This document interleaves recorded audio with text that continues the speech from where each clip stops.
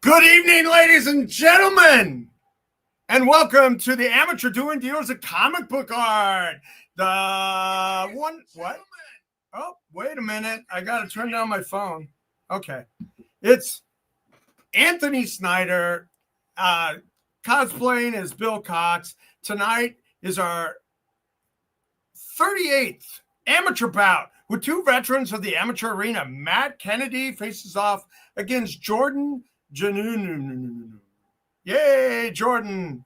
Yay. So, for those new to the show, the format is simple, structured like a prize fight. Two original art sellers will compete for your hard-earned cash, presenting comic art for sale that is either new to the market or priced to sell.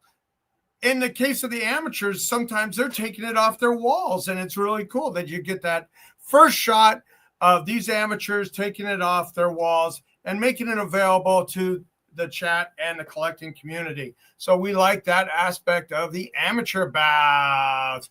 And the individual with the most sales by the end of the show is crowned tonight's champion.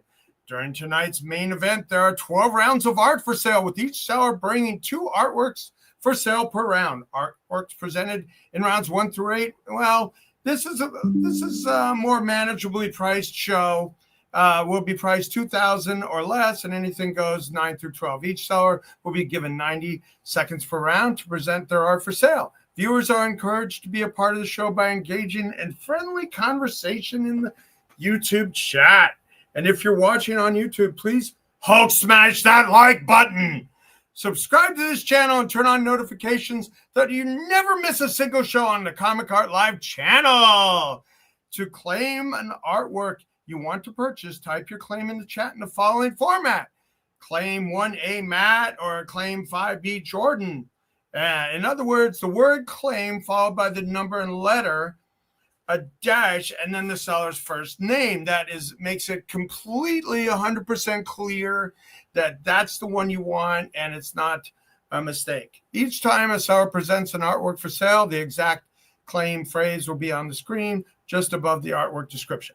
Try to claim an artwork for sale during the seller's live round. If you miss that window, you can claim the artwork at any time during the rest of the show. You will be given one last chance at all unsold artwork during the recap, the Ragnarok recap, or recap. I like recaps, but Bill never wants to do them. At the end of the show, where the sellers are more open to wheel and deal, if the deal is indeed a close one, if the duel is indeed a close one. Since this is the internet, there can be technical issues when several people try to claim the same artwork at the same time. Your browser may not order your chat in the same order that we see it here in the studio. Our view of the chat is ordered properly, and we'll make the decision for whom has claimed the artwork.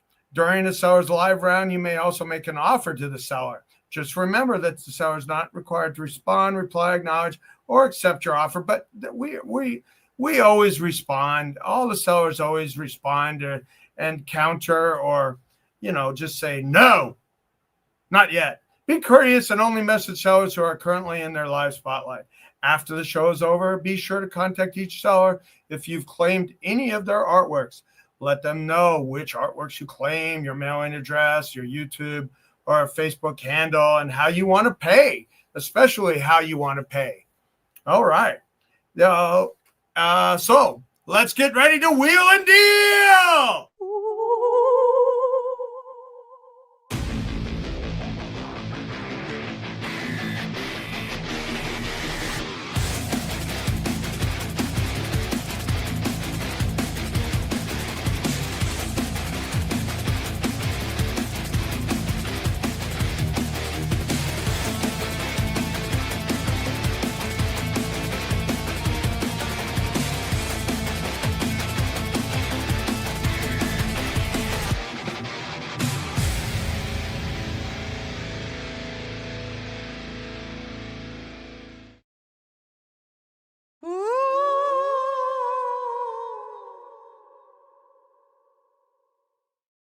Hey, let's bring in our contestants.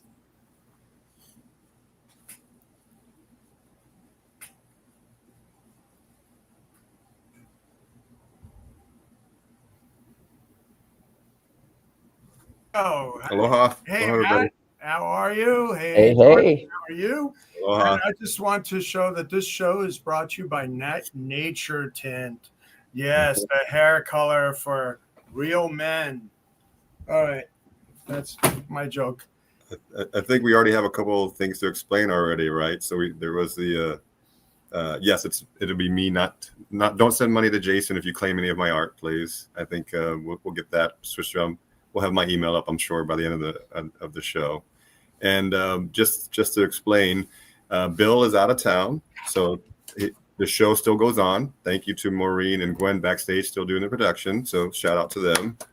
And Matt DiTullio was going to step in and be the guest host, but he actually is not feeling well, everybody. So kudos. Well, he had a family emergency. Yeah. Yeah. So kudos to Anthony for stepping in the very last minute. So thank you for that as well, Anthony. Thank you. Sure. My talent is always on the sideline, ready to go in, coach. Put me in, coach. Great. I'm ready to play. And I'm ready. Matt, what do you got to say? You haven't been here for like a year, right? It's been a long time, yeah. So what the chat will appreciate is that I've only done, this is my third Dueling Dealers, and the only two people I've competed against are you and Jordan. And so I was previously undefeated. I am absolutely positive I'm going to get hammered, smashed, destroyed by Jordan because I have an inkling of what I know he's going to have on the show, and it's going to be, he's brought the fire. I brought some amazing stuff, but Jordan brought some real fire today. And it's also funny to be here in Las Vegas where you grew up. So there's a lot of little connections happening tonight that I'm really happy Yeah, I with. was born and raised in Vegas. My dad was the PR director of Caesar's Palace in the Tropicana during my childhood, and that's where he started writing his sports column and then got picked up by CBS. Nice. For the NFL Today show all those years ago. So yep, Jimmy the legend. And the Vegas connection continues because if people don't already know, I'm retiring in 3 years. I'm moving out of Hawaii. I'm going to be moving into Vegas. So I'm looking forward to that. And no pun intended for that as far as dealing, but everybody in the audience who makes sales, as Anthony mentioned, we're pulling pages from our deep in the vaults of our collections. For me personally, I'm pulling grails that I wouldn't even consider selling, but obviously I have a reason to do that, is to raise funds for my retirement. So I think everybody wins out from that. So hopefully it plays out that way. Yes, you need to buy Jordan's pieces so that he doesn't move into my garage. There you go. That's a good reason. Oh, that's funny. Yeah. All right. So let's go to the. Do we have a coin flip, Maureen? Do we have a coin flip? Yes. No. All right. Just do rock paper scissors. I love rock paper scissors. I want to let Jordan start as the returning champ. Okay. I think I should go second. So I want Jordan to go first. I'll take it. I'll take any advantage I can. I like that. Thanks, Matt. Very, very gracious of you. Yeah, it's so funny. You know, everybody wants to live out their days in Hawaii, but Jordan, all he wants to do is leave. Well, I've been here 30 years, and I'm a big Raiders and a Golden Knights fan. And, we really feel Vegas is the entertainment capital. Where'd you move from? My dad was military, so that's what brought me here right before I started high school. Mm-hmm. How did you become a Raiders fan? Because I grew up a Raiders fan. My dad was best friends with Al Davis, and we went to all the Super Bowls and games and playoffs. Yeah, nothing that exotic. It's just that when I was started watching football, we were in the Philippines, and the Raiders were the only ones who were in the Stars and Stripes newspaper at the time in the mid '70s. And so I just fell in love with the uniform. And then when we came back to Colorado, and the first game I watched was the Raiders beating the Broncos. So they were my team ever since. Yay. Yeah. Well, yeah. I mean, that goes back, and them moving to Las Vegas is a real full circle moment for my dad and Al's relationship, because he was a PR guy and trying to help him make some moves when he was moving the Raiders around. Yeah, and moving to LA and all that. Yeah. So, okay. So, Jordan, you want to start? Sure. I'll go first. All right, 1A, we got cover prelims of Ghost by Tony Harris, Wonder Woman. Yep. So this one you're seeing first on the screen is Tony Harris cover prelim for Wonder Woman number 960. And what I've done for both these prelims, I've already got them matted next to the actual published cover. So you can either, if you want to frame them, or you can actually put them in your portfolios also. So you got this one here, and then I'm going to show the second one.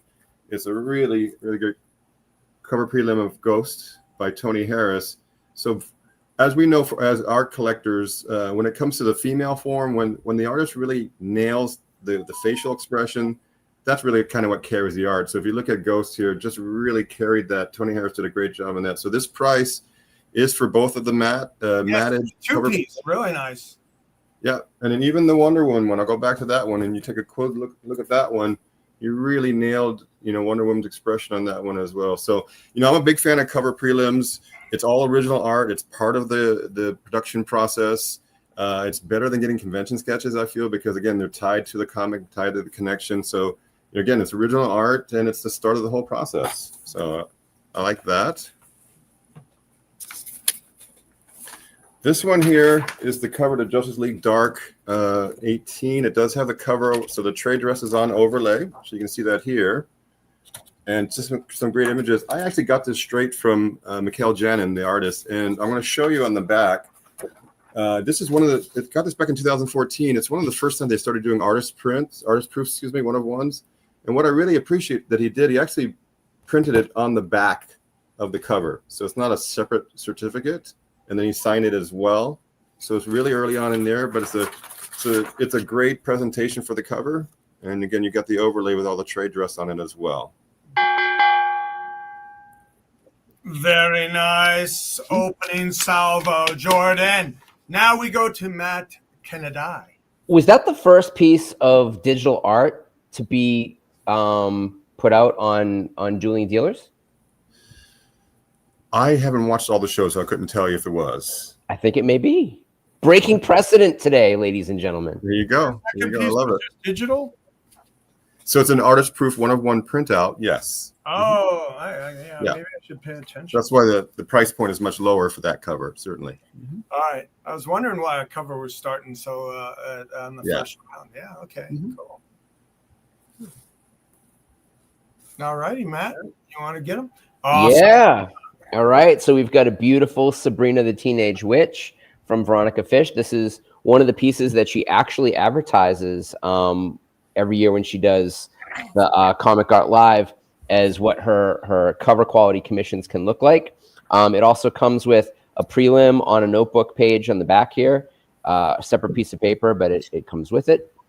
What can you say except that Veronica Fish is the artist that single-handedly revamped Sabrina as a cool character, doing more of the horror theme, which is what led to the Netflix TV series, which came back, I think, for 4 seasons or 3 seasons and 2 specials. So great starting price on this. It's only $225. So I really wanted to have a lot of really affordable pieces in this show. And, hopefully people will be happy to pick them up. Second piece, also really kind of stunningly cheap, especially for Brendan McCarthy. Now, this is a hand-colored color guide. So it is the hand watercolored painted piece. Oh, we got a sale. Sweet. So Lance Suarez getting Veronica Fish. Lance, breaking the ice. Do we have a breaking the ice meme for the Kennedy? I hope so. But the second piece here, the Paradox piece, artwork from any of the Strange Days gathered comics, stuff that was published in Deadline is super, super rare. So, beautiful painted page from Brendan McCarthy, co-creator of the revamped Shade the Changing Man.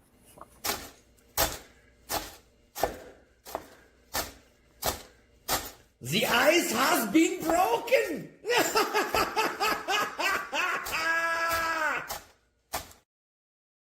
All right, we're using my my Bond villain memes. I love it. that was very very themed for horror. Very kind of scary. It's very October-ish, stabby, very stabby. Awesome. Yeah, congrats, Matt. Way to break the ice. Thank you, sir. Yeah. All right, Matt with a early lead, and we go back to the Jordan.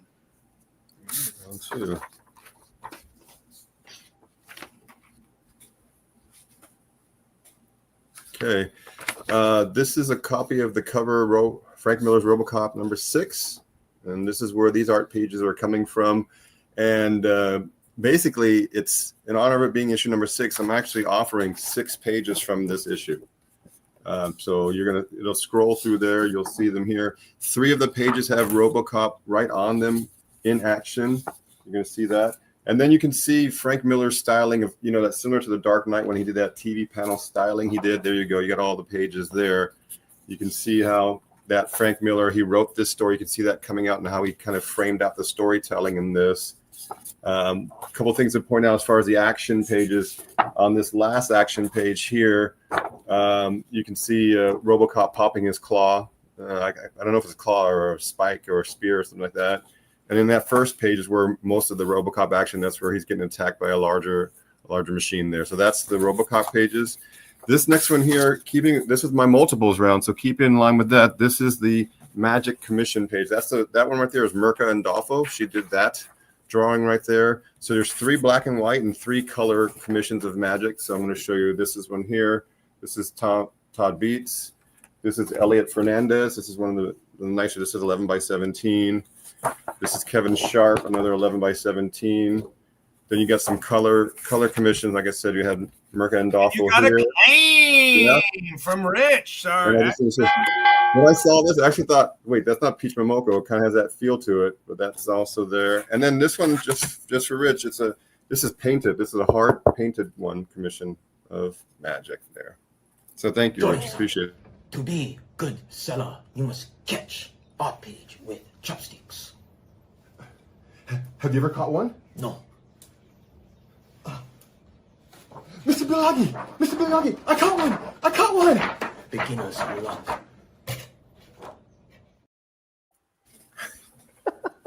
I remember that meme. I've been fortunate. This is like my 14th or 15th show. I love seeing the old memes. It's just so nostalgic for me personally, going back to when we filmed them. So I'm having a ball with watching them. So thank you for showing them. Was that your son? That is my stepson, and both my stepson and my stepdaughter, they're classically trained. They took theater in high school, so they excel in front of the camera. They carried me all the time. That was fun. I like it. Yeah. All right, but thank you, Rich, for claiming that. I appreciate it.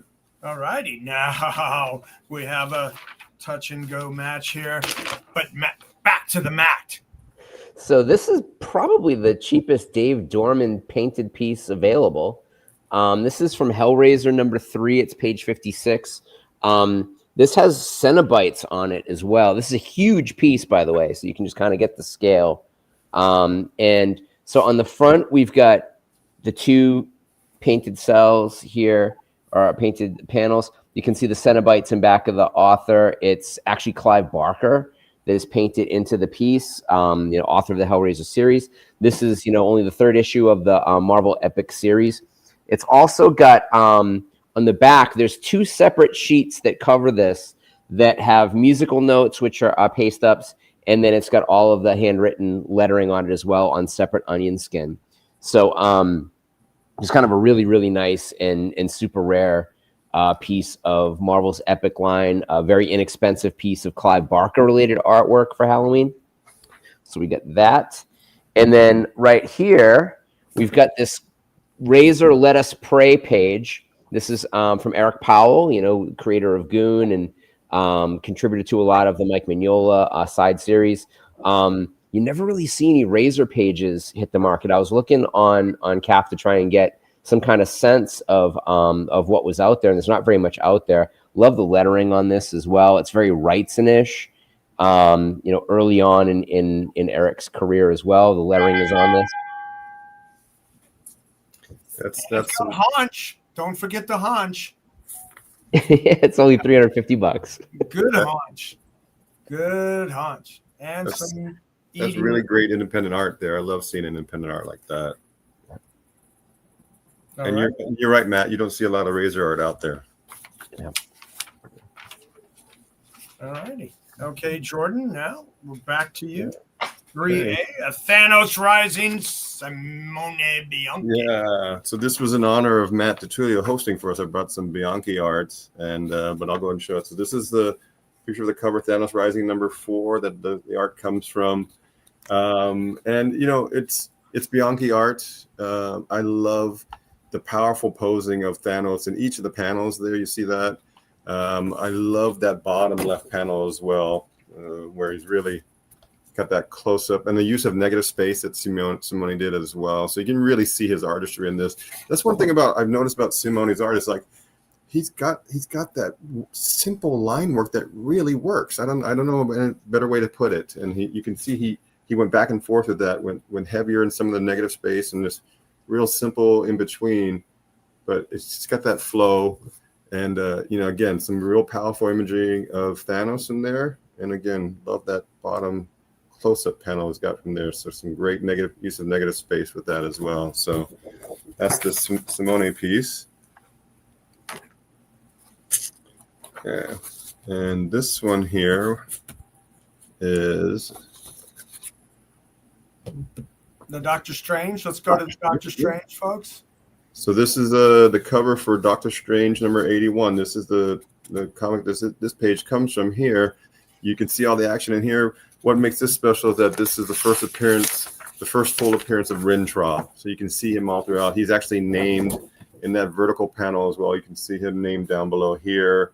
Love the explosion of the energy coming off in this panel right there. He was in like 30 different comic issues. He had some bit in the movie as well, but he went on to be a full apprentice of Doctor Strange. So again, a historic first appearance page, but just some real great imagery on this one as well.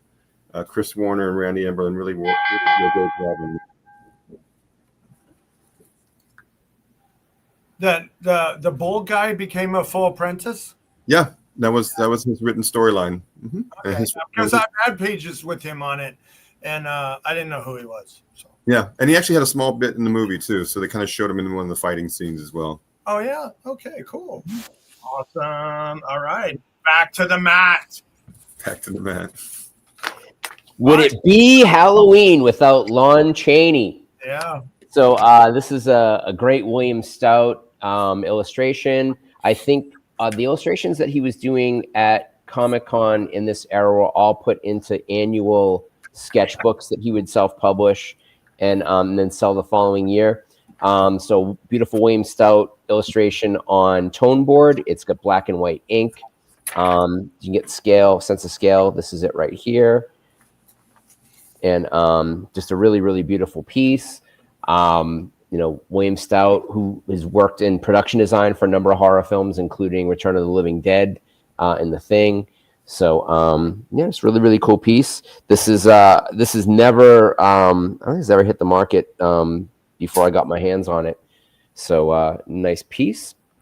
And then here we've got a full page pinup of the character Kilroy from the Negative Burn series put out by Caliber Press. So this is one of those independent comics from the early 90s that launched a lot of side projects for a lot of big creators, including James O'Barr and Mike Mignola. And as you can see, Craig Gilmore, who's the artist on this page, has a very Mike Mignola style on this. It's just a really, really gorgeous page. Craig didn't end up doing a whole lot of artwork. Is 3A published? I believe it's published in William Stout's his sketchbook that he did that year, which would have been 2003. So since someone asked about it, and yeah, this is absolutely published in Negative Burn. Yeah, those colored color paper commissions that he does, that's his staple of what he sells at shows. And Stout's one of my all-time favorites, and he did my logo 25 years ago. Love his dinosaur work. Known as the dinosaur artist as well, and horror. Yep. So, and a super, super nice guy. You can't. Used to live in Pasadena when I lived in Pasadena. When we would have the gallery girls in for sketching parties, he would come down and sketch sometimes. Oh, awesome! Yep. Yay! All right, back to the Jordan. Yeah. Okay. All right, this is cover to Grim Fairy Tales, Realm Knights, the one shot that I have the trade dress on an overlay, so you see the art underneath here. There. And it's done in 2013. The artist is Pascal Qualano. He did some Warhammer art. He did a little bit of Marvel and DC as well. I love that upward perspective on the character. It's kind of, you can see the power of it. And again, I know it's pencil, so you can't see it so great from here. But a very powerful pose. And what drew me to this also is that it's kind of a magic, kind of an homage to magic, whether it's a ripoff or an homage, you can call either way from there. But just a real powerful pose and you know, a good price on a cover here that was published. The one shot, The Grim Fairy Tales Realm Knights. All right. And next I got here is some trading card art. And this is the trading card for Lady Death, card number 88. It's titled Blood. And again, I've got this matted already because it's easy to present. You can see I have both of the cards there as well. And again, I mat it, so if people do want to frame it, but I do like it. I have these myself where I can actually just then slide them into my portfolio as well. So they kind of, they store and present really well from there. But you can see, you know, the presentation of the trading card art. She's actually standing in a waterfall of blood. So on the card, it's really deep red. Her hair is flowing from top to bottom as well.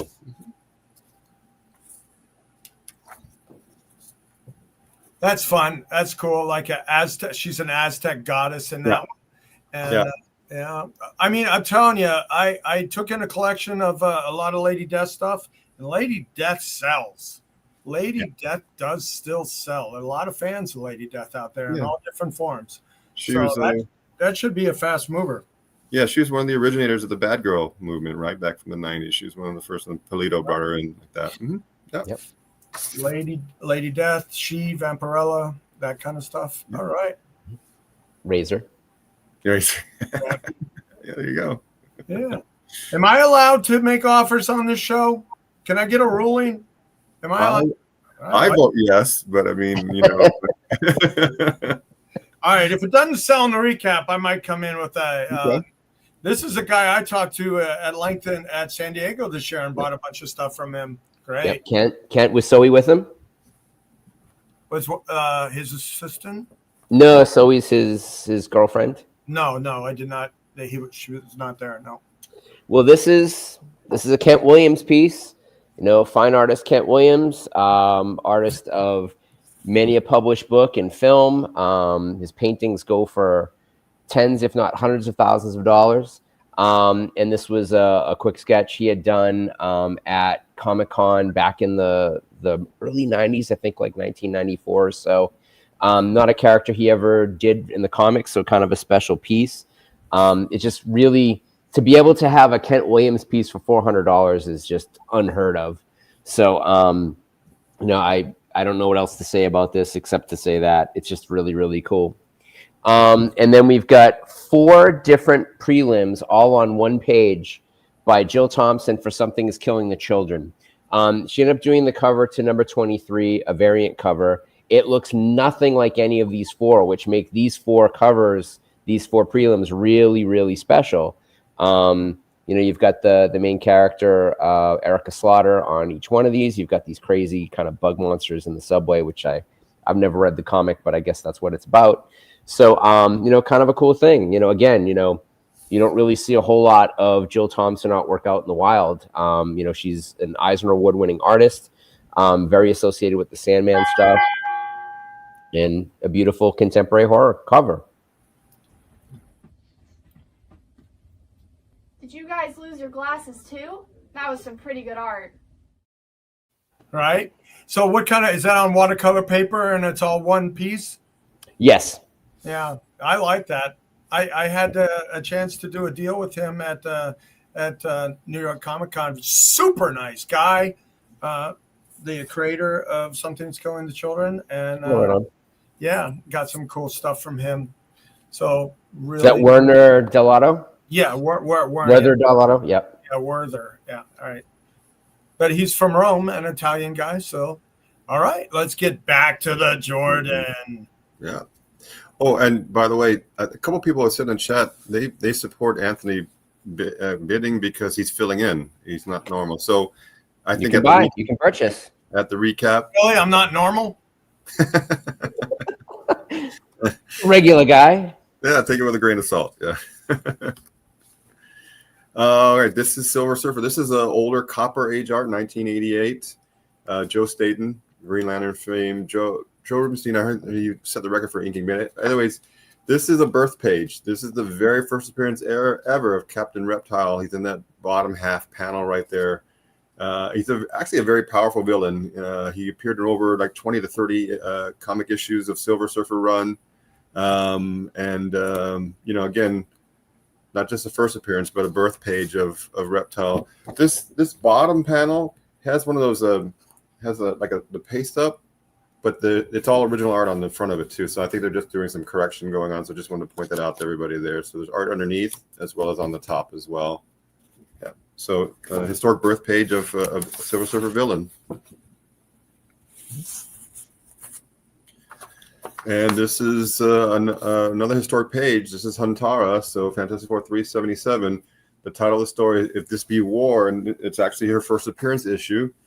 She comes down, she's misunderstood. She's seen as a villain, but the story goes that she's the child of Nathaniel Richards from an alternate timeline, and she's coming back to try and close the loop in the family. And she ends up being one of the founding members of Fantastic Force.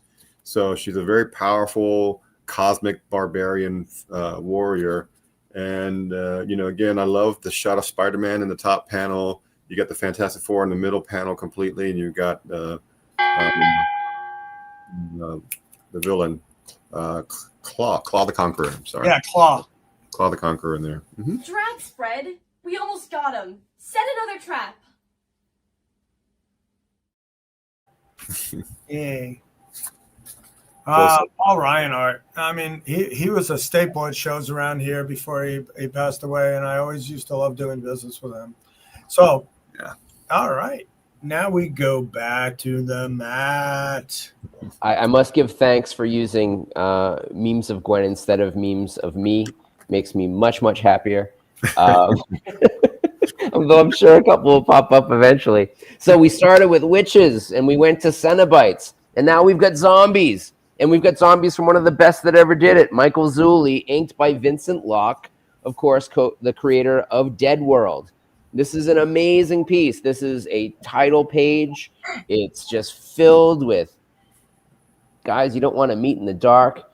I mean, this is just a really, really beautiful page. Of course, Michael Zulli's no longer with us. Just a really, really gorgeous page. It's got the Califont at the bottom of it as well.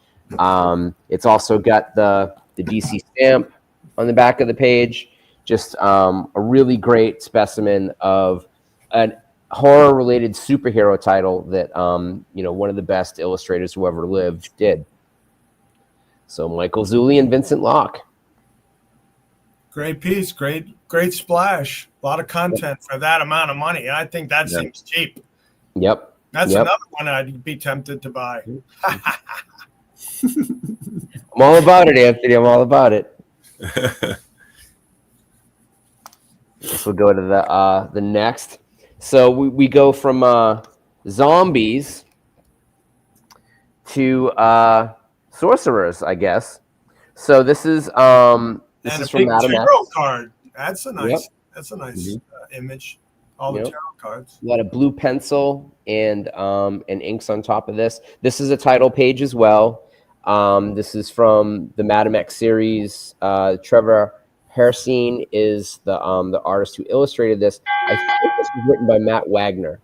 And I'll have to double check, during the postponement. But just a nice, stunning title page for $600. Yeah. Are you kidding me? Are you kidding me? 2 nice flashes for $600. Yep. That seems very reasonable in your amateur pricing. Yep. That's the detail on the tarot cards is just killer, Now that character, is that Madame X or no? No, that's not Madame X. No. Madame X, I think, is the person that she's talking to. But really great page. Yay. Mm-hmm. All right, now we're getting into some pricier stuff with the Jordan. Yep. All right, here's some Vertigo art. I'd like to bring a different style, just like Matt bring different style. That's beautiful. From 2009. The writer, Bill Willingham, Mark Buckingham, so that they had that long run on Fables there. This is actually part 1 of the Great Fables crossover. Here's the issue it's from. It's called The Call. I love the wording on the title page. When things look darkest, blue will return to the sound of 1,000 mighty trumpets. And you can see that's what he's doing. He's coming in. He's leading the charge right there. The trade dress was added on here, so to give you that title page aesthetic. But it's, it's a great Mark Buckingham presentation, great Mark Buckingham splash from there as well. And again, Boy Blue, if you've read, is actually a very powerful character. And we see him answering the call and leading the charge. Awesome. And Mark is just the nicest man you ever met in your life. Met him a couple times. Yeah, yep. I did a bunch of business with him at Baltimore. He's just such a sweetheart. Yeah. This one, like Big Art and Cannot Lie, is a double page spread or splash, whichever one you call it, DPS. This is Angel Medina. I've always called him the poor man's Tom McFarlane. You can see those influences from McFarlane there. But this is actually the Redeemer as he's coming down. He's actually coming back to help NYX, and she's in peril. But it's like 4 vertical panels going in there. I have to kind of go to this side as well. But just seeing the detail of the Redeemer coming down and coming to Earth to help NYX. Angel Medina, typically an artist. Mm-hmm. That's a lot of Angel Medina art for 1,700. I'll tell you. Yeah, it's great. Because I sell scraps of toilet paper he did for $100. No, really. Really? And they sell. Yeah, that's a great value, I think. Yeah, it's a great dynamic splash. Hard to put up for sale. All right, Mr. Kennedy, coming at you. Now this is gigantic. I mean, this is one of the largest pieces of artwork I think I've ever owned in public comic book. This is 22 3/4 by dimension on this. 14 3/4 by 22 3/4. It's massive.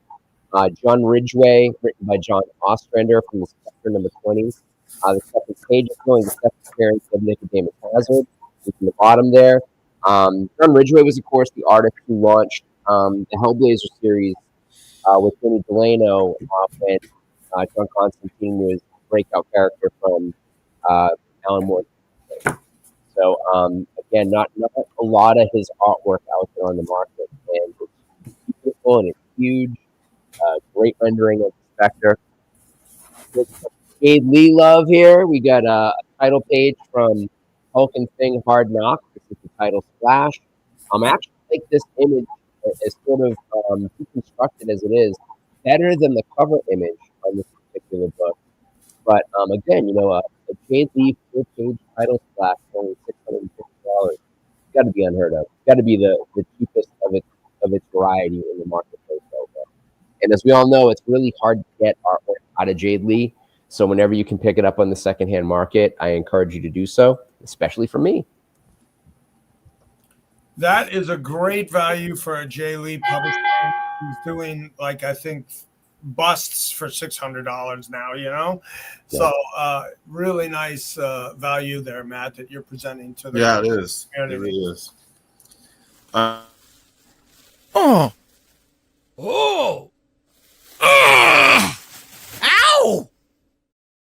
Pasties. I still have the original pasties with my hair still on them. I forgot to point out that the Lady Death trading card we'll see in the recap. She's actually wearing pasties, and that's an homage to you, Anthony. There, I forgot to point that. We'll see it again in the recap. Yeah. So Jeff Wedding shot that. So just so you know, right in back of me here, and that is Mr. Handy, as Marcus well knows. Mr. Handy.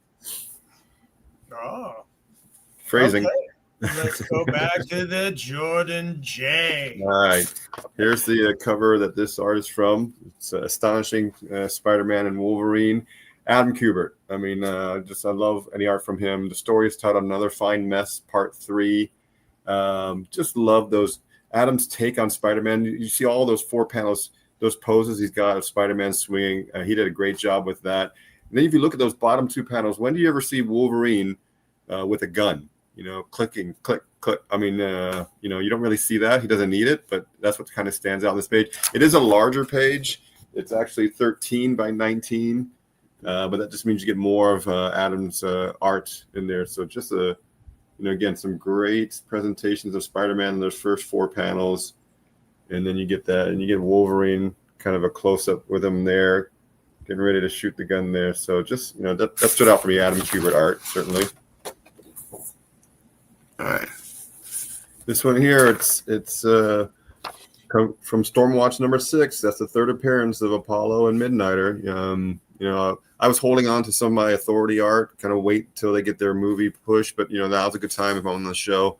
So it's just, it's Brian Hitch and Paul Neary goodness on this one here. Again, early 3rd appearances of the character, and you can see Apollo and Midnighter are really prominent throughout this page as well. You can see that Paul's deep inking on them, really kind of bringing them to life there. You can't really see it there. I don't know if you can, but we love as collectors those little side notes we have on the panel here. There's a side note from Brian telling the colorist to use the butt shot from issue 5 for reference. So I'm not sure what he means by that, but just love to see that. Butt shot?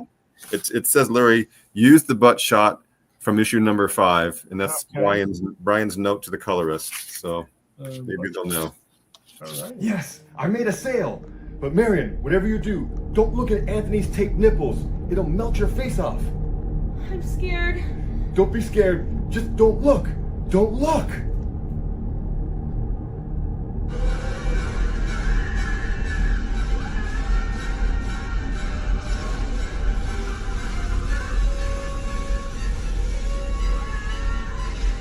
See? They looked. Good. I melted some Nazis. Some evil Nazis need to get melted. So when we were filming that, I always write out a little mini script, and I share it with my stepdaughter and my stepson. So I wrote down pasties. Didn't know what pasties were. That's why I had to say taped nipples instead of pasties. That's the origin behind that. But yeah, so I'm actually, like I said, it's an homage to Anthony, and he's filling in today, so it's good timing on that. Yeah. Not to be confused with pasties, Yes. the tiny edible pies. Although that's where I'm going to end that statement. I think there was an offer in the chat. So Jason, Yeah, Jason offered you 400 for the JLA. I'll do 5. I'll meet you in the middle. All right, we're gonna look for an answer from the J Dam at 5. Yeah. All righty. Good price on that one for sure. Mm-hmm. All right. Oh, a color Batman with A painted Eddie Campbell page. So again, another amazing thing you just never really see. Eisner Award-winning artist, frequent collaborator with Alan Moore. And this was I believe it's a graphic novel, Batman Order of the Beasts. This is page 38. You've got Batman talking to his butler, of course, and in the hospital. And it's a book that was sort of outside continuity, but was also inside continuity. I think co-writer on this was Darren White. Again, I've never really seen any of these other pages out in the wild. So, but there's room on this. And I saw there was another offer. There was an offer on this at 400 on the Spectre page. You have it 6. And again, I'll meet him in the middle. I do 500. I'll meet you in the middle. Yay, meet him in the middle. Meet him in the middle. Okay, we got 2 middle meters. We're waiting to hear back on. Oh, this King Kong parody. That's fun. Yeah. So this is Doug Mankey, and this is I figure what's the greatest movie monster of all time, except maybe is it Frankenstein? Is it King Kong? So Doug Mankey, Lobo versus The Mask, and just like a really great rendering of King Kong. This is a really fun page. Again, less than $1,000 for a Doug Mankey page, from a Mask book is sort of unheard of. Oh, that's cool. And that is Lobo down there, like knifing his way out of King Kong's chest, right? Yep, that is Lobo.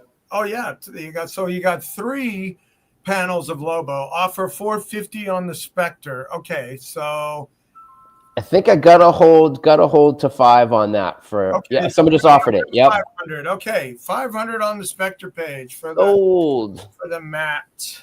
Woohoo! Nice. There we go. And Superhero 6070. So type your name in the chat. Shoot me an email. Yeah, we want to shoot the emails of how you want to pay to the guys. If production can run their emails after a claim, that'd be good, and so we can get that payment process handled. Mm-hmm. All righty. See if Jason D'Ambrosio is you going to come in at 500 on that Hulk thing page? Yeah, The Jay Lee. that's a good one. Good price too. All right, we're very close now. It's seven and a quarter to 2 sales at 7 and a quarter and 1 sale to the Jordan at $7.95. Yeah. All right, Jordan, hit it. All right, I got a page from historic issue Hitman #1. I remember when this hit the stands, he had gotten a lot of momentum from his Demon episode issues that he was in as well. So this is historic. It's his first solo story, first issue of his series. I'm going to show the art on the board here. So you basically have Hitman coming in, and what makes this even a little more historic? It's the birth page of Hacken and Ringo Chen. So these are 2 of the members of his crew. So historic issue #1 series, his Hitman's first solo story, and you got some very first appearances of members of his crew as well. So Hacken and Ringo Chen, they're kind of in the middle panel as well, and you can see them on the top panel there too. For those who do collect Macria art, sometimes what he'll do is he'll scan his pencils. So pencils that go with it. Just as a tip, he doesn't do it all the time. It's like half the time. I actually bought a lot directly from him. If it's real smooth, then you know that there's pencils that exist.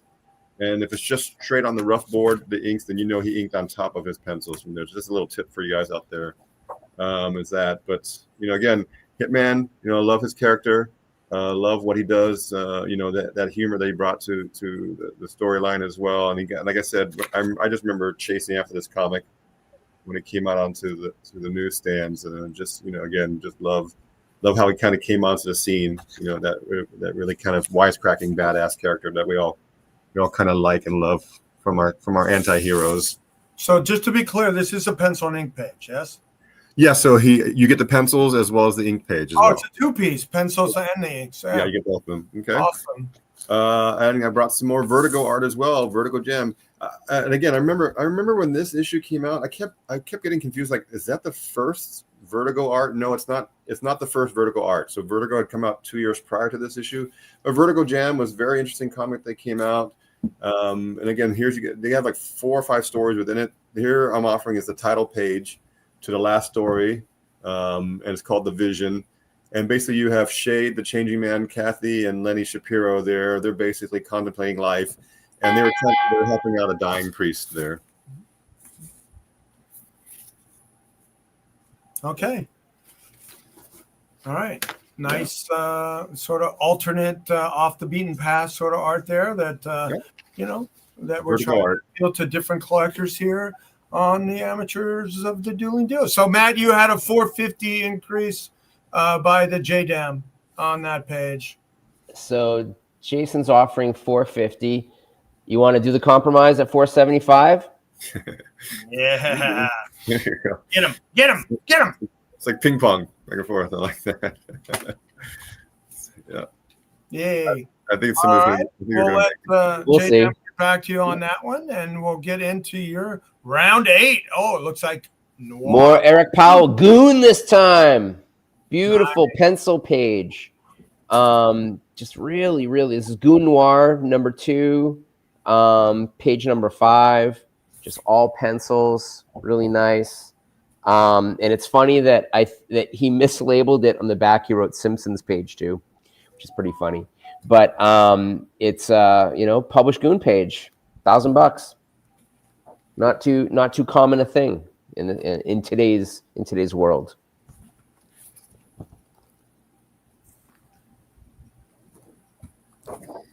And then a very, very exciting Jim Aparo, Dead Man, Dead Again. Jim Aparo artwork is sort of like the signature DC look of the DC Bronze Age. Oh, that's putting it exactly true. That was my jam when I was a kid. Yep. And I was reading his various Batman stuff. I was reading it to get my hands on. This is a little bit later than that era, but it's still absolutely marvelous. Rick Burchett, I believe, is the inker on this. It's got the the DC stamp right there in the back as well. Just and it's a Deadman in every panel. If you want a Deadman page from Jim Aparo, I don't know that you can do better than this. I dig it. I think Burchett is really good for him on that. It really looks like Jim Aparo art. Yeah, Yep. that's great. And the back in the 70s era, you went, Aparo, but that looks good, like Aparo art. Good. Mm-hmm. Would you buy that art for a Scooby snack?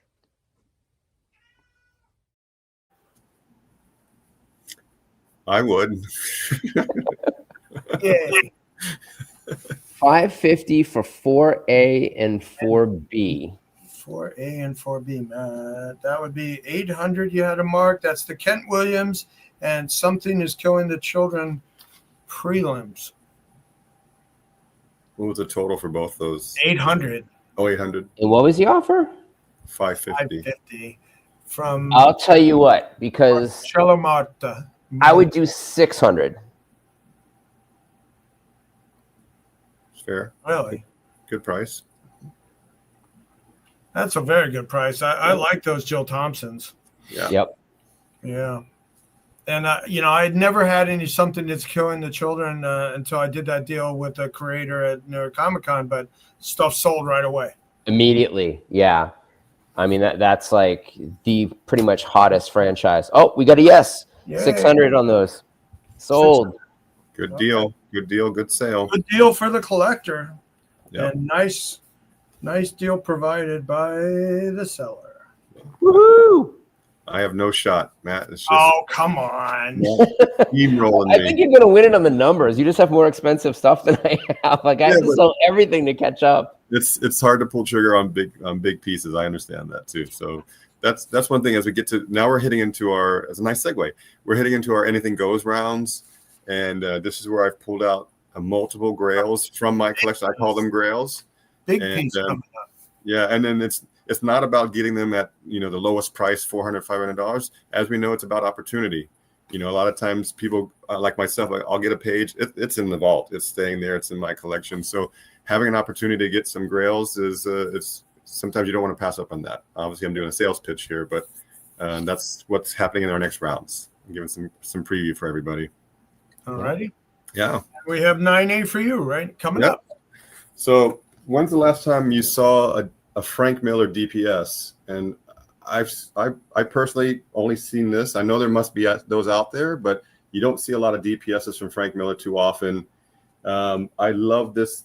What drew me to this was really not so much the action. And again, you got Miho coming around. She's crouching there. But it's really the presentation that Frank did, the architecture that he drew. You kind of see, I'm going to slide over here. It just really presents like a movie scene there. Again, Sin City family values, a DPS. Again, on my price here, I take long extended payment plans up to a year. You can break this up into 12 payments of $18.75 each. And the reason I say that, when I buy my expensive art, breaking it up like that gives me a chance to sell other art to raise funds. So in my world, I'm kind of like, I'm trading up. I'm going to trade up for these big pieces. So if I were to look at what I have in my collection, would I trade these 3 or 4 pieces for a Frank Miller Sin City DPS? That's how I would approach that. And hopefully anybody in the audience, if they want to take that same approach. But I love Miho art. That's always what draws me in. I love, again, just the artistry that Frank put into this piece, the buildings, his use of negative space. And then that was the car that was on the cover that Miho is just about ready to pounce on as well. So again, you can break it up into a whole year, take a whole year to pay it off, and take your time on that one as well. This one is a historic page. It comes from this issue. I love the cover, the yellow cover here, Avengers 52. First appearance of Grim Reaper. The storyline, so there's a Wonder Man Disney Plus that's coming out in 6 weeks in December. Grim Reaper is his brother, is the brother to Wonder Man. So he's going to be in the Disney Plus show as well. So again, this is historic. This is Silver Age art from 1968. John Buscema and Vince Coletta. What a great combination, those guys as well. But you just love the action on this page as well. Grim Reaper and all the panels fighting the Avengers also throughout. So a great way. Break this up into 8 payments of $9.99 each. Just break it up however makes it easier for you to acquire big pieces like this. All Grim Reaper action fighting the Avengers, Giant Man, the Wasp, really cool. That was the second appearance of the Black Panther in that issue too, right? Yep. All good stuff. And the characters on the Frank Miller, the car were those this hood.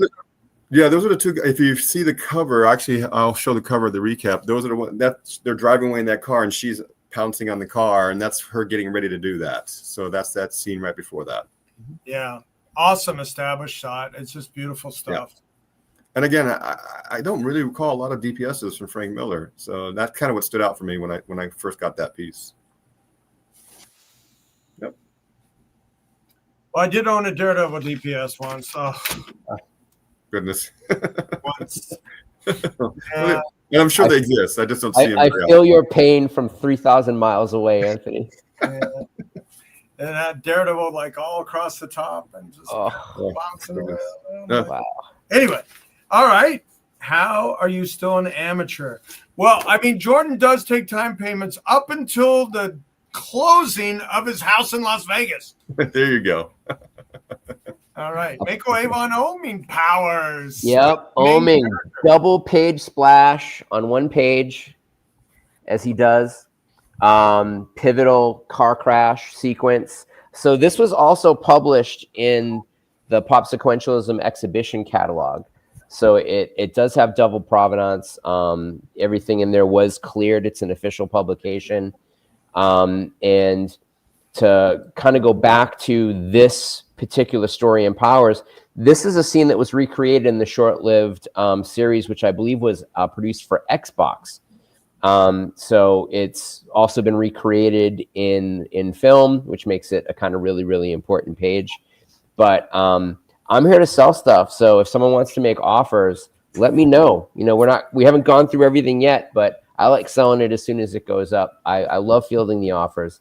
So feel free to do so.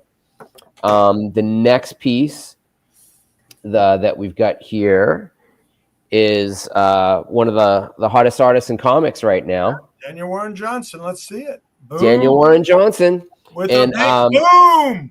Big boom. Great lettering. One of the things you really want from Daniel's artwork. This is from Ghost Fleet, which was written by Donny Cates, who was like, you know, the hottest writer at the time when this came out, just ahead of his brilliant run on Venom. So, you know, again, this is pretty damn cheap for a Daniel Warren Johnson page at $1,500. But if someone's, you know, needs it in their lives and they can come close, we'll see what we can do. Especially for a nice big image, you know, half plus splash there. Yep, and this is his thumbprint in ink, by the way. Oh, is it? Yeah, kind of neat. All right.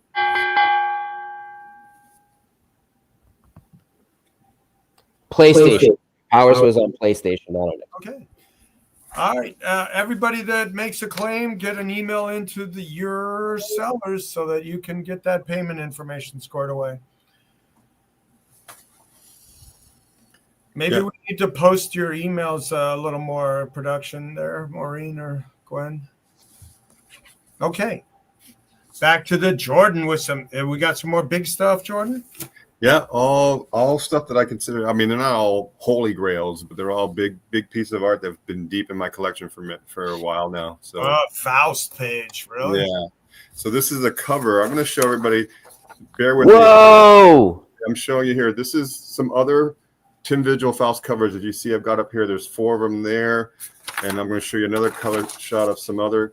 The reason I'm showing you this because I honestly, humbly feel that this cover right here is probably his best of his Faust covers. It's just so powerful.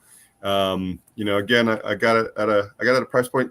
You can break it up into 7 payments of $9.92 each. I'm just trying to make it easier for people to make larger purchases. You can take your time on this, make sales, send some money in from there. You know, that's how I buy art, so I want to sell it the same way. But if you just look at the detail on this, the pose that he has there is so striking.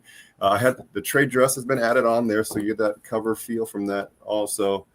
But you know, I don't have there's not a lot of published Vigil art, especially Faust and Grips. I'm fortunate to have a Grips page, And now this, I have a Faust page, so it makes it a little bit easier. But this cover, like I said, the imagery on this, and like I said, if I look back at all the other Faust covers that are out there, it really is his best Faust cover. Jordan, how does this figure into the sequence of the which, like, is Communion like the second one or the? That was the second run. So second they, one, okay. yeah, they did the first series, and then the Communion was sort of like a part 2 of the series. Yes. Oh, cool! But that's the best cover image I've ever seen of Faust. Yeah. Period. Yeah, really, I felt that way as well. Great. This one here is Gambit on Extreme X-Men. So the trade dress is on overlay, so it's all penciled out by Salvador LaRocca.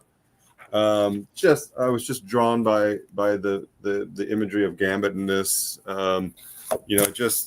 Just a great action pose, and when you see it on the cover display like that, so I have the overlay with the trade dress on there, it really does pop out like that, and you can see his action of throwing the cards and the energy coming off the page as well. But again, break up the payments, 8 months, $990 each, kind of a deal. Make it easy to get some of these expensive art pages. Very nice.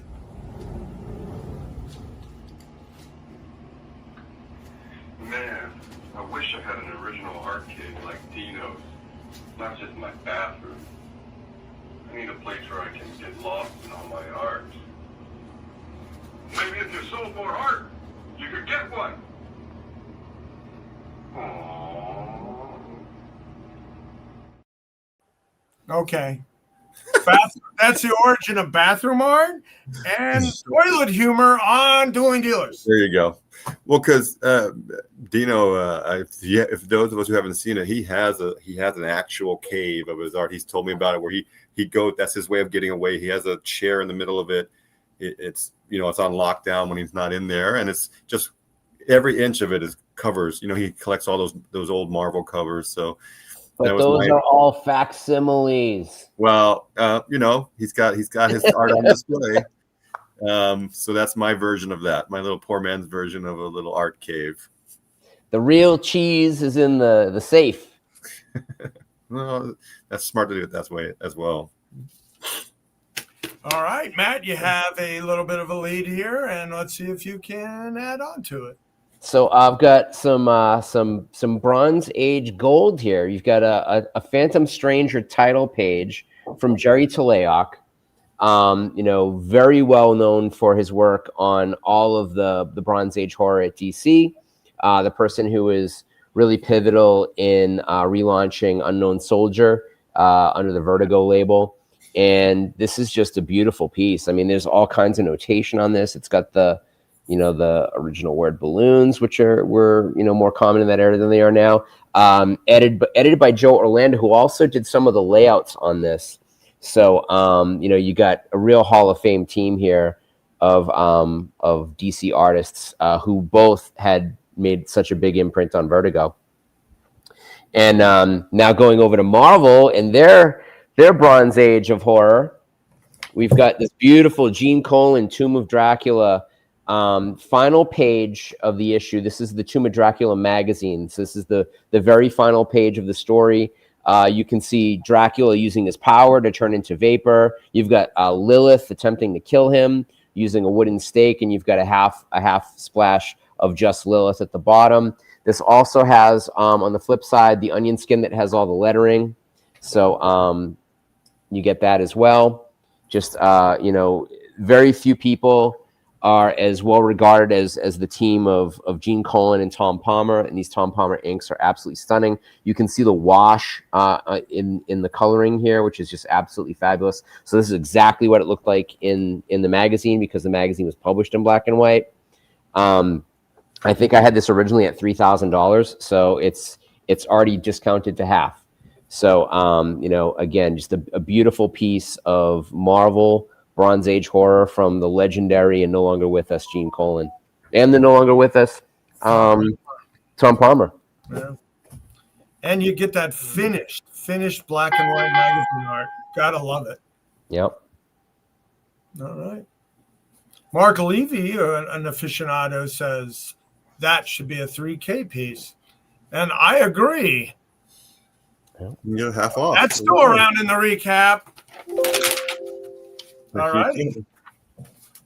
All right. Back to Jordan now. He's got some more heavy hitters coming. Well, timing out. We didn't know. Matt and I don't share, but I have Bronze Age gold right now in this round as well. I love that expression, Bronze Age. We did double page splashes back to back without knowing at all. Yeah, exactly. The order was going to be. This is fun. This is a really good. This round, I have two Bronze Age as well. So this one, Marvel team up, number 18. Len Wein, the creator of Wolverine, and Gil Kane. And this page kind of has that cover feel to it, the action that's taking place in this, but you just see all the action of the Hulk and the Human Torch there. And, they're battling Blastar. And so just that great Bronze Age goodness. Again, you can break this up, 4 payments of $9.99 each, whatever it takes to make it easier to acquire. And this is not a grail by any means, but it's really, I love that expression, Bronze Age gold. It really is. It's a great representation. And again, I remember as kids going out getting these issues. I love the Brave and the Bold and Marvel team up. They're separate stories each time. And, anyways, for me, I just love collecting those older pages like this. And again, so you have something about that, like I mentioned, Brave and Bold or Marvel team up or whatever. When you have both of the characters on the same page that are in the issue, I like that as well. So it's not just the action, but the fact that they're both on this page from this issue. And then what the Hulk is doing is he's wrapping up Lester. Another thing to point out, this is when Hulk wasn't the intelligent Hulk, right? He still spoke, very briefly and was the brute. And he's just going to do what he has to do in order to take care of Blastar in this page as well. So break that one up. Another Bronze Age. This is a title page. This is from World's Finest right here. World's Finest 281. Irv Novick from Joker fame is in on all this here. Then you got Batman and Superman on the page as well. I love that. And they're battling the army of crime. One thing to point out, and I love this, back then they did a lot of roll calls. But when they did it the first time, if they continued to do other roll calls, they would just do paste ups after that. Well, this one is all original art of the roll call. That kind of stood out to me. That was a nice way to do that as well. But again, it's a classic older title page. Breaking up the payments. 5 payments, $9.99 each, kind of a deal. Just giving yourself some time to either make other sales or just kind of spread home. That is cool layout, man. Yeah, that's what drew me to it in the first place. I used to have a customer that collected tornado pages, so maybe he's still out there. Is he or she still around? Yeah, I don't know. I'm not sure, but we'll see if they pop up. That's pretty spectacular. Yeah, tornado pages. All righty, Matt, let's get back to the selling. Bernie Wrightson has been broken. Oh, wow. So again, larger format art by Bernie Wrightson, who record-breaking art price sales recently. Anything you'd want, it's got a kind of very thing-like creature. This is from Dead, She Said, which is written by Steve Niles, himself a kind of modern master of horror in his 30 Days a Night. What's that 10B offer? On Gene Colan. And he's offering $12.50? Yeah. I will do it. Wow. There you go. I am here to make deals. That is a deal. Honestly, I would have paid that. So let's go. Cool. And so the buyer's name on that one is Rick Welch. All right, Rick. Let's get Matt's email up there every time he makes a sale so that they can email him and give them their payment information. All righty. And Jordan as well. I haven't seen a lot of the emails tonight. If we can get some more emails. Yeah, that would be cool. Well, I like the Wrightson as well. It's got giant ants. It's got beheadings. It's got Sharon on it. Okay. And so to follow, who can you follow Bernie Wrightson with, except the first appearance of the same version of the character that was written by Neil Gaiman a little bit later in life, and this is a Fred Carrillo page. And you're looking at the first appearance of Black Orchid. And so this is the 5th page of the backup story from Phantom Stranger number 38. It's got the 1975 copyright visible on the back of the page with the DC Comics stamps and stuff. You've got her in action right there in the middle in the top panels, and she's basically in almost every panel on this. So really what you want from a birth page, just really, really beautiful artwork here. And Fred Carrillo, not a guy that is in a lot of people's collections, incredibly important in the DC Bronze Age. Really cool.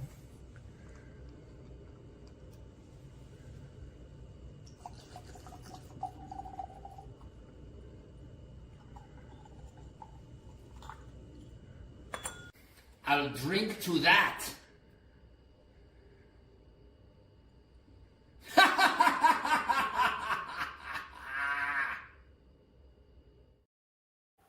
That's funny. You're too good at that, Matt. That's just too much like the little henchman scientist in Captain America: First Avenger.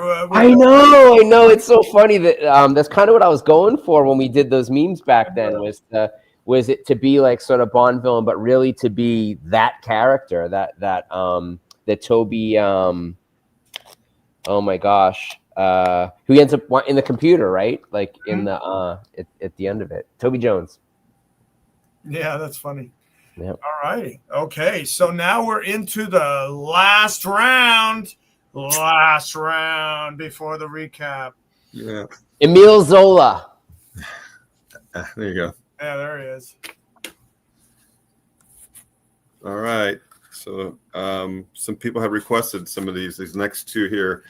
This is the issue X Factor 92. This is the birth page of Exodus. So I'm offering the opportunity to get the very, very first appearance ever of a major X-Men character. And I know it's not a low price, but again, this is historic. I mean, this is the very first time he comes out. It's Joe Quesada art as well. Let's not forget about that. Again, take up to a year. Take up to a year to pay it off. I mean, $2,400 a month, or however you do it, however you make sales. But just like I said, put in perspective, you make sales. It's like trading. If I look at my collection, what would I trade to get this historic page? It's the birth page of a major X-Men character.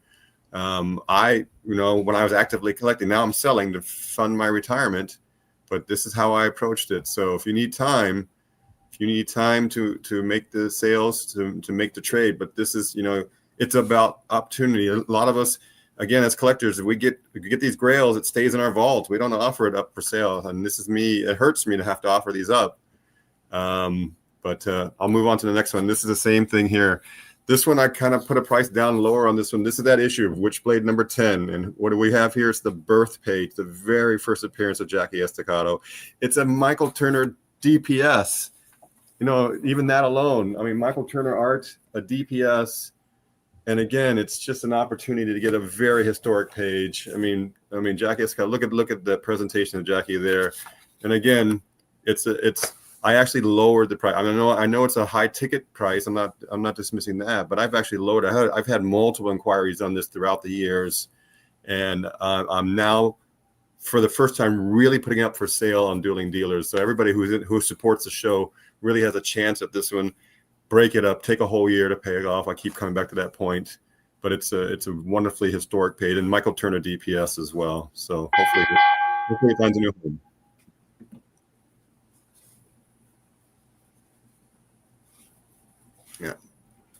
Yeah, you can take a little more time with that Michael Turner if you want. Well, there's not. When I used to chase after this comic just to have it in my comic collection, right? And so we all know we're all art fans and art collectors. We realize we can get an actual piece from this issue here, but again, I don't see a lot of Michael Turner DPSs out there. Again, I think that's just the cherry on top of Sunday. I mean, look at his imagery on that. You've got the juxtaposition of the modern life sports car with his Japanese temple influence in the background, and look at that brooding image of Jackie right there. We all know what he becomes, but this is his first time walking up to the gangsters and really taking them out. And joke, who signed the Scott Lobdell? He was the one who wrote the story. He's the one who signed it. Yeah, the writer. Yeah, But yeah, this one again. These hurt me as longtime collectors. It hurts to let go of some of these, right? I think we all understand that as well. So, what I've got here is an opportunity. Again, how many of us when we get on CAF and we see a wonderful page that we covet, we reach out to the owner, and a lot of times you hear, "Oh, I'm not really selling, just sharing," and we get that a lot, and I understand that. So for me, it's about the opportunity to acquire a very historic page, and so, anyways, and paying your landscaping bill in Las Vegas. There you go, for many reasons as well. All right, and now let's go back to the Matt with the round 12.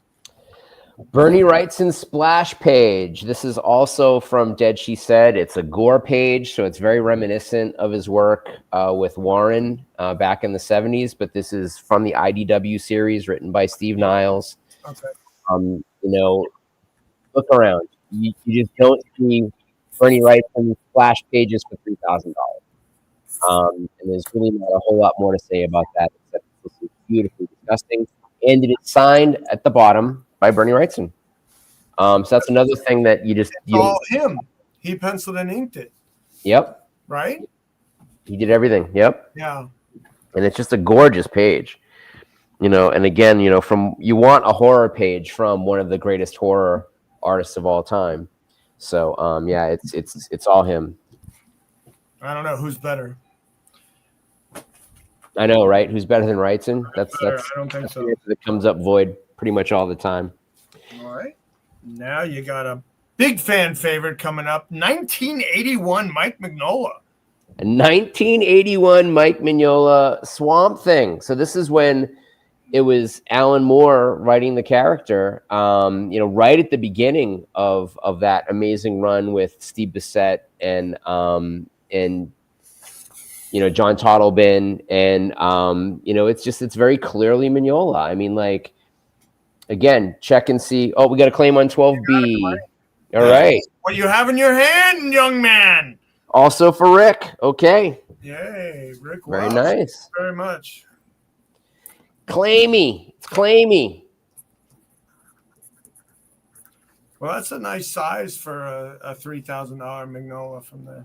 Yeah, honestly, right? All right. Cool. All right, so let's get Matt's email to hit him up for the payment details. Yep. Yeah, Maureen, can we throw my email up on screen? Absolutely. And someone had asked also about like where to follow us. On Instagram, I'm just at Pop Sequentialism, which is impossible to spell, but there we go. POPSEQUENTIALISM, and so at on all the socials. Yeah. My email's right there. Jordan, you're Jordan Sticks on I'm everything, old school. right? Look at me. I got a Yahoo address. I'm still old school. But yeah, Colossal Collector asked. I don't have Instagram. My wife does, but I don't like to blur her into my business. But if you could just email me. And then we have CAF galleries as well. So you can go on CAF and kind of connect the dots as well. But either my name on CAF, Jordan Joanou, that's my CAF gallery, or just Jordan's Things, easy to remember, Yahoo. Mm-hmm. Yeah. All right. Matt has a substantial lead. I have no chance. Yeah. No That's chance. not true. That's not true. There's always a chance. Unless somebody wants pulls the trigger on one of your 9-ups. Yeah. That's my only hope. That's my only hope. Yeah. All right. Let's go into the recap. Do we have a Ragnarok recap meme? No. No. Who needs all this sweet candy when we got all this sweet art? Beautiful. Well, we needed a Bill Cox cameo appearance. Yay. Matt, 300 for the stout piece. Sold. You got it. Right. Don't be too eager, Matt. I want to help people. That's all I want. That's all I want in life. They need their medicine. We have to do an airdrop. Yay. Okay. Where was All it? right. So let me pull that bad boy out. There we go. Oh, okay. London. 300 on the 19 Lou 82. 3A. Yeah. Yep. Okay. Cool. All right. Any other offers from the chat until we go into the recap? Yeah, Jason D'Ambrosio has an offer out of 450 on the Hulk thing. I said 475. So 475 is the offer that's out there if Jason or anybody else wants to claim it at that.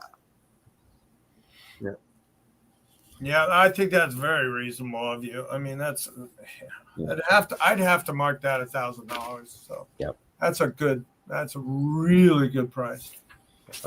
I'm gonna throw out this disclaimer now. We were talking before the show started. I was homesick from work the last couple of days, so I just been tanking on the NyQuil and trying to sleep. So I say this to the audience: take advantage of me. I'm a little bit groggy. I'm punching. So we'll see how it goes. Hopefully it works out for everybody's benefit. So we'll see. But now, are you ready? Are you ready to negotiate, folks? So here comes the recap. Are you not negotiated? All right.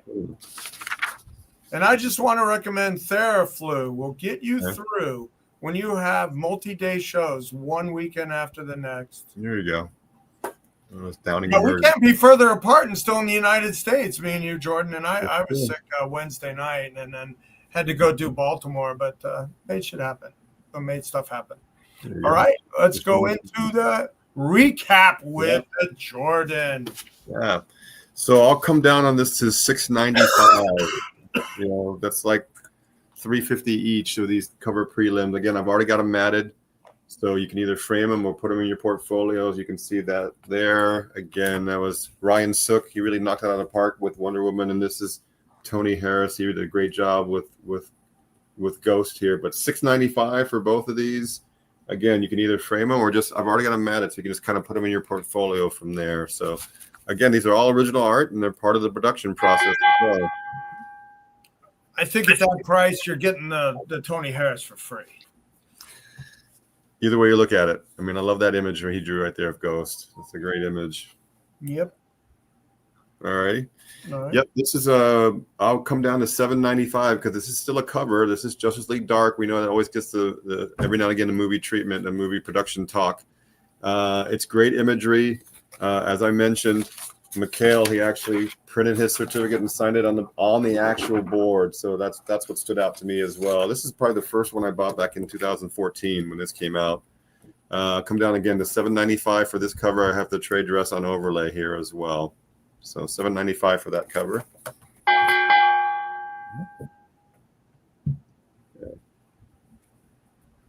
All right, RoboCop. I'll come down to $895. You're getting 6 pages here. $895. Help me with You got to show that the second page in the top row is just so beautiful. Okay. That one there where he's popping his claw there at the end there. So it's such a nice page. And you can see the Frank Miller influence on this, the storytelling. You can see the Jeff Darrow-esque. Yeah, Jeff Darrow. I thought it was Jeff Darrow when you first showed it. Yeah. When I first saw it. But you get 6 pages here. Like I said, I'm coming down to $895 for all 6 of the pages as well. How much again? I want to keep track. $895 for all 6 pages. $895. Okay. Are you kidding me? Oh, and they just announced Peter Weller and Nancy Allen. They're going to be at EmeraldCon. So great time to get some signatures for them. Thanos Rising. I'll come down and I actually have a lot in this. I'm coming down to $945, which is what I have into this page here. So I'll come down to $945. Simone, we know Simone always knocks it out. He always goes to OAX, so it's a great way you bring some art. You know how they're more engaging when you bring them art versus just comic book. We all know that as art collectors. But I'll come down to $945 for this Thanos Rising. Powerful imagery and all the panels there. Great page. Yeah, and that's what I have into this. So this is I'm not really making anything on that sale. Yeah.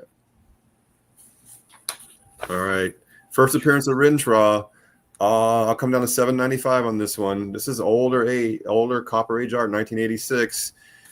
Great way to come into the universe. He's an apprentice of Doctor Strange. Got into the movie. $795.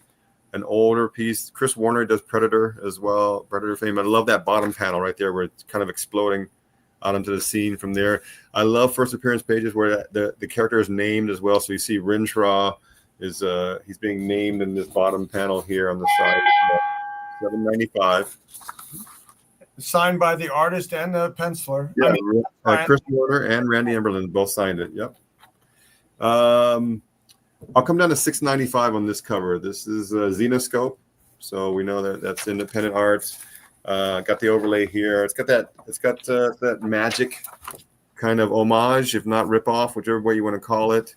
Grimm's Fairy Tales was like the hot title in indie for a good year, and especially because of the covers. Like the covers were really a big deal in that era. I remember seeing that all over Whatnot back in the day. Yeah, so $6.95 for a cover. Good price on a cover there. There's still a presence at all the shows. Xenoscope is still going strong. Yep. Here's that pasties Lady Death is wearing. I'll come down to $4.95, and again, I've already matted the cards with the card art. So again, put in your portfolio for storage, or if you want to put it on display, either one. But $4.95 for trading card art. Card number 88. It's titled Blood, and she's actually standing in it. So the card has all those different colors, and they pop from there, but it doesn't show as much on the original art. But like I said, $4.95 for the trading card art here. Very tempting. Yep. Birth page. The birth page is the very, very first time the character ever comes to life, and that's Captain Reptile. He's in that bottom panel. I'll come down to $16.95 on this one. Again, historic pages. We can get other pages that have other artistry in it, but it's your very, very first appearance ever. That kind of stands out, obviously, from a historic perspective. But $16.95. This is a 1988 Copper Age Silver Surfer. That's Silver Surfer in that bottom panel, and Captain Reptile went on for like 30 issues in Silver Surfer as far as his villain. $16.95. Okay. First appearance of Huntara from this issue here, and she's that cosmic. I'll come down to $12.95 on this one. So $12.95 for this. It's not just her first appearance. You got a lot of characters in there. You got Spider-Man in the top panel. You got the entire Fantastic Four team in the middle panel, and again, they're she went on to be one of the founding members of the Fantastic Four. So she went on to her own, one of those anti-heroes. She came in as a villain. We're here, $12.95 for her first appearance. Vertigo Arts. Beautiful Vertigo art. Yeah. Beautiful. This title page, I'll come down to $13.95. It's just a great presentation of Boy Blue. And that run of Willingham and Buckingham, I used to say that together, Willingham, Buckingham.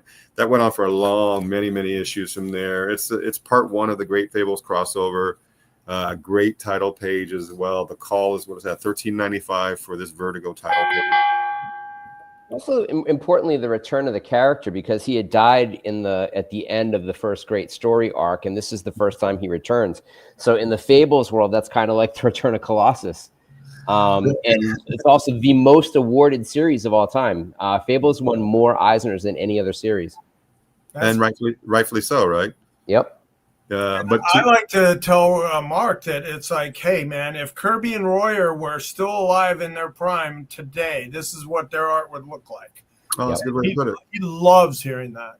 Yeah, that's a good way to put it.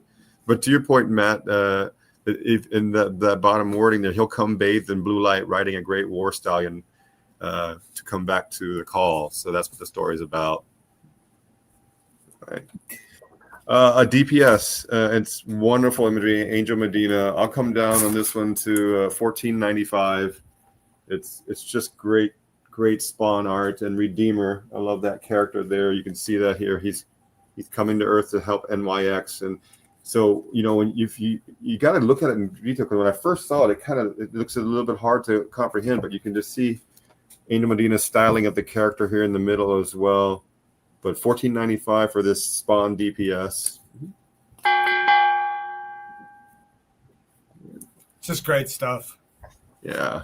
He's uniquely gifted, Angel, I think. Yeah, he is. He's a wonderful guy. I've met him several times. Adam Kubert, drew Spider-Man, and also Wolverine. And again, in those bottom panels, when do you ever see Wolverine with a gun? I'll come down to $14.95 on this one. So $14.95. And it's a little bit larger. It's 13 by 19. But just, again, looking at Adam Kubert's take on the Spider-Man, all those, this positioning and the posing when he's swinging in action. All 5 of those panels, you got Adam Kubert goodness, $14.95. All right. Historic. Somebody else offered. So this is Stormwatch, but these characters, Apollo and Midnighter, they go on to make up the Authority. So this is pre-Authority here. I'll come down to $18.95. I got a lot into this page already. So $18.95.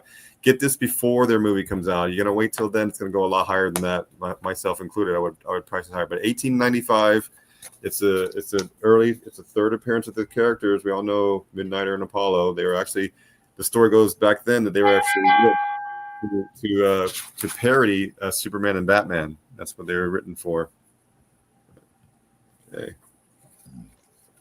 Historic page here. Series 1, I'll come down to $16.95 on this one. Hitman number 1. Hitman throughout his first solo story, issue number 1 of his regular series. And it's also the birth page of a couple of the characters from his crew, Hacken and Ringo Chen. So they're also in there as well. $16.95 for, really historic Hitman page also. Yeah. Okay. And I don't think you mentioned, but Warren Ellis wrote that Stormwatch book. Yeah. Oh, you're right. No, he did a whole volume 2. He did the whole run, the Finer World, World line. Yep. Superstar writer at that time. Yep, that's true. I remember seeing Vertigo Jam. I'll come down to $14.95 on this one. It's a Vertigo title page called The Vision. You got Shade the Changing Man. It's actually an early appearance of Lenny Shapiro. She's a major character in his world. She'd only been out for several issues a couple years earlier, but early Lenny Shapiro, Shade the Changing Man, a vertical title page. Come down to $14.95 on this one as well. It presents, and Mike Allred, he did all of it. He did the penciling and the inking, and Laura did the coloring from there. So $14.95. Great style by Mike, and not so cartoony before Yeah. to that a little more directional. Yep. Really cool. All right, this Frank Miller DPS. I'll come down to $19,500 on this one. I'll take out $3,000. And again, you can take a whole year to pay it off. That's like $1,600 a month. But it's a way to get a Sin City DPS, and then you also get Miho as well. I'm a big fan of her art, so she's in there getting ready to pounce and to take out the bad guys. And that's the car that's in the cover scene as well. So $19,500. Break it up, take a whole year to pay it off. Somebody said earlier in the chat, like Frank Lloyd Wright of the house. But if you're an architect and you collect comic art, that is for you. That perspective is what really drew me to it. I'm fortunate to have another Sin City page with Miho, and that's the one I've actually got framed. But I picked this up because I just love his perspective, and to think that Frank put a lot of time and detail into drafting that out, right? Versus just drawing the action of the characters. He really, I mean, you can see in this picture here, obviously if you get it much closer, but it's really truly a marvelous perspective he did for the scenery that really kind of takes over the whole piece. Yep. Very cinematic. Yeah. I'll take $1,000 off. I'll come down to $6,995 on this one. Again, it's a major character, right? The Grim Reaper. He's going to be in the Wonder Man Disney Plus show. You can break that up, 8 payments, $875. I'm just trying to throw out numbers there, but just obviously the idea of breaking up the purchase in order to make it easier to acquire. But yeah, 8 payments, $875 each. And you can get a very historic, and John Buscema, Vince Colletta, great art from 1968. Besides the fact that it's Grim Reaper's first appearance, fighting all the Avengers in that page. Yeah, this one again. I'll go through it fast again. But if you go online and look at all the different Faust covers that are out there by Tim Vigil, Jesus, and then you compare it to what I've got here offered, you can understand why I feel it's really his best. So I'll come down $1,000, $5,995. I'll take $1,000 off of that. You can, again, time payment is 900 something bucks a month, whatever you need to do. But this is really, this one hurts. I don't even like listing it because the whole reason I got this, I really felt it was the best Faust covers out there.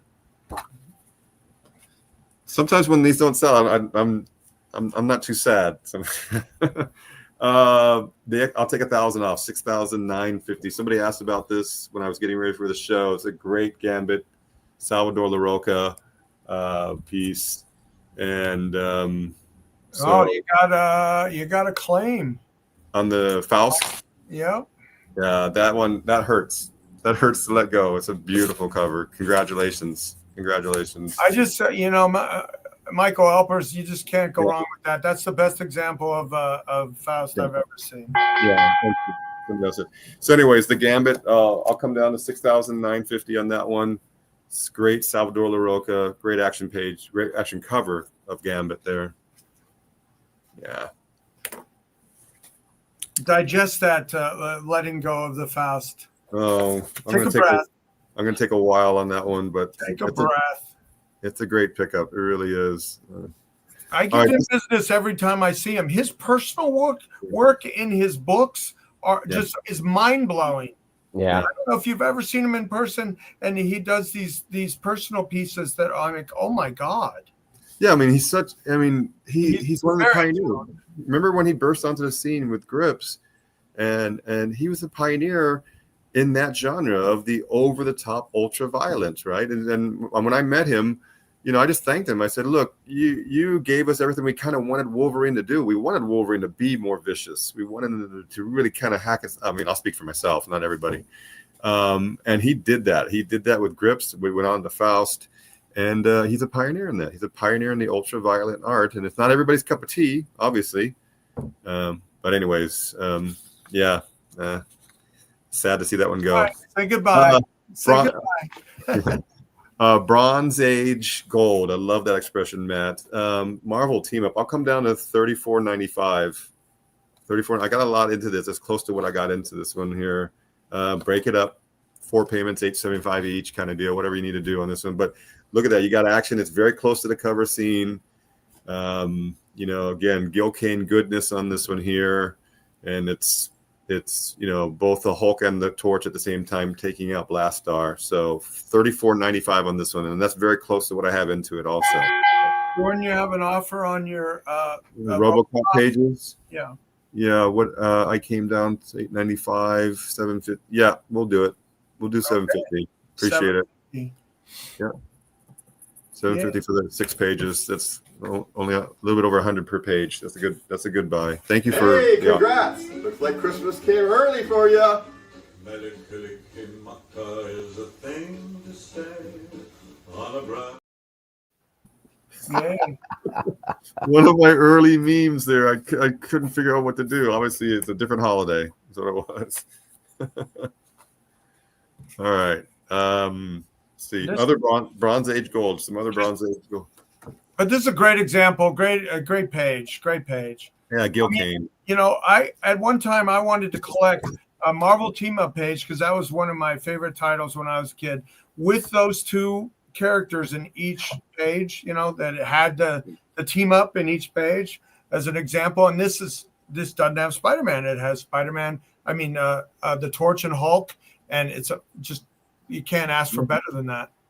Yeah, I mean that's what drew me to example. So well, Anthony, you'll get your turn to do some shopping after the show. Okay. If somebody else doesn't get it, but anyway, like I said, bronze gold. That's it. I got another bronze gold title page.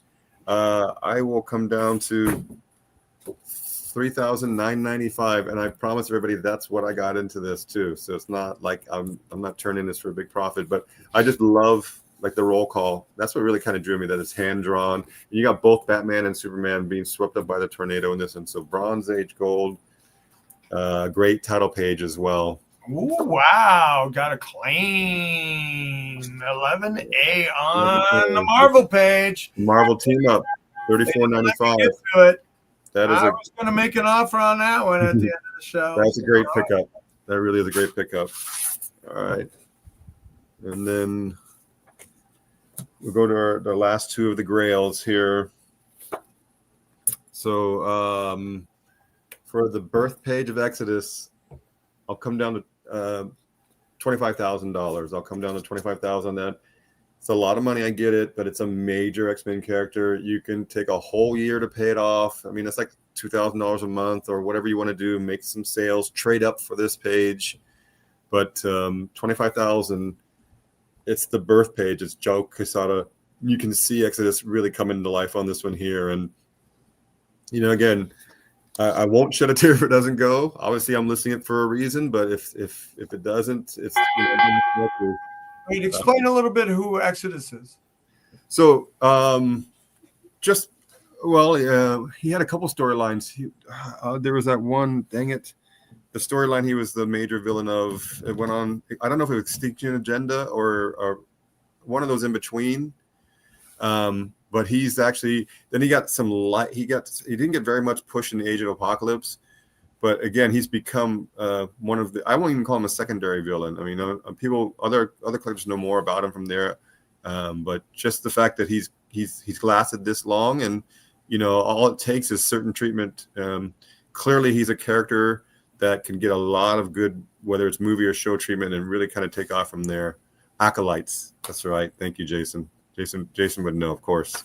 Thank you, Jason. It's the first panel appearance of this character. Yeah, this is his birth page. First time he comes to life is actually X Factor 92. It's the only page in the comic where he's shown, and if you see the top panel, nobody knows who he is. He's coming to being from space, and then it's like X-Men 311 or something like that, where he's in the full story of how he comes to life. Yes. Yeah, as a birth page, with that whole team shot at the top, it's spectacular. Well, again, Joe Quesada art too. I'm a huge fan of his art as well. Yeah, and great hero pages like this just don't come up that much. Yeah, like I said, as collectors, we put them in our vault. Okay, the birth page of Jackie Estacado. I already came down to and I hate to say it like that because I don't want to sound high maka, but when I came up with the 39,000, I've had multiple inquiries where I actually quoted more. So I'm going to come down to 37.5 on this one. 37,500 for the birth page of Jackie Estacado. Take a whole year, 3,000 a month, or whatever you want to do. Make some sales, whatever. Take your time. You know, I don't hound you. You know, obviously it's like layaway. But 37.5 for the birth page of Jackie Estacado. Again, Michael Turner double page goodness. The juxtaposition of the modern sports car with the old world Japan. That's really what Michael Turner is all about. And you know. And again, because he was tragically taken from, there's not a lot of Michael Turner art out there in the first place. I haven't really seen Michael Turner DPSs. They may exist. I haven't seen them. But I've had it. I've had it for many, many years. I think almost 15 years now I've had this. Very lucky to get it very early on. And it's a wonderful historic page. And hopefully somebody wants to make it part of their collection.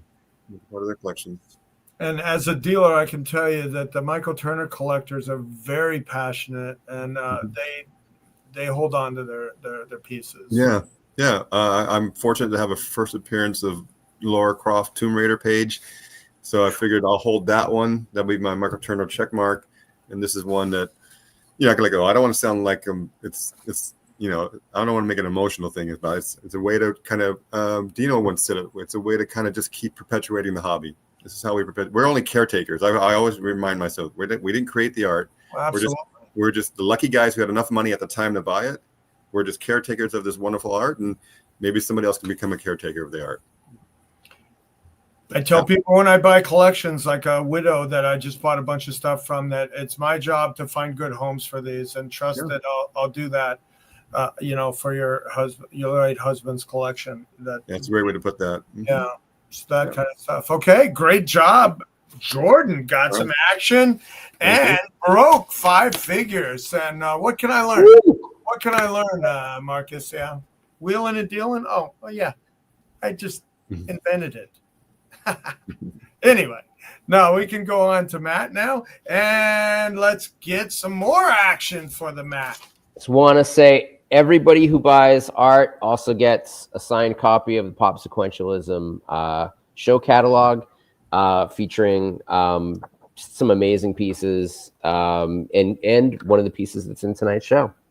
So Let's get down to business. Okay. So this is a Paradox page. You can see on the bottom, it's signed by Brendan McCarthy. It's hand-painted watercolor. It's also written by Pete Milligan.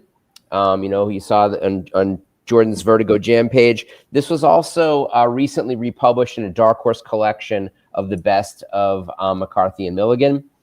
Got it at $250. Let's make it $200.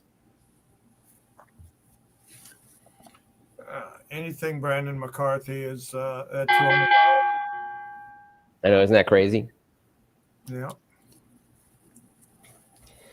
And here we got some Cenobite art. So this is Clive Barker's Hellraiser. This is Dave Dorman. Dave Dorman is another guy that's not necessarily easy to get art out of. It's painted. He's a very high-level Star Wars and Aliens artist, probably best known from those. I'll get it at $300. Let's drop it to $250. And again, it's, Barker is written into the story, basically, or he's definitely been used as the model for the musician and writer in the story. Dave gets $250 for a sketch, so that's a great price.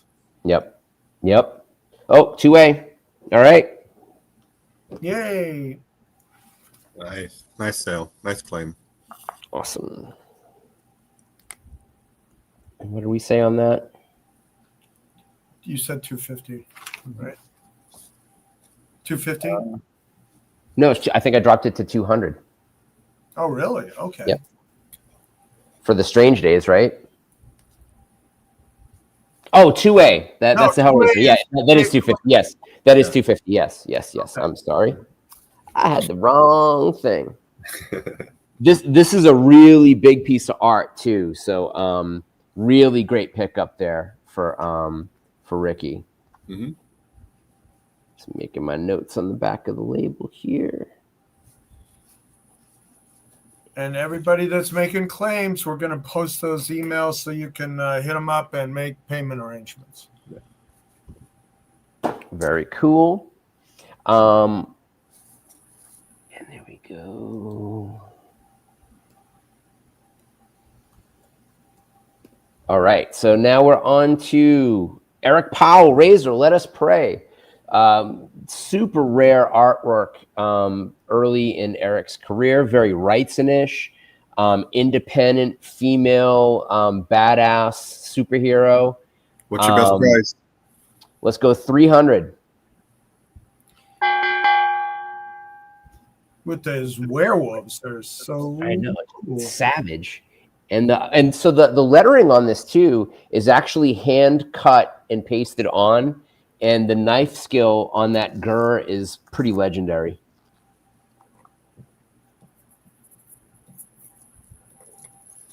Okay, so yeah, again, we talk about birth pages. This is the very first appearance of the Kilroy character, and so the character didn't appear very much at all. It doesn't have a vast publication history. But super cool artwork that very much looks like Mignola in the same era. Craig was actually doing this style at the same time, possibly even earlier.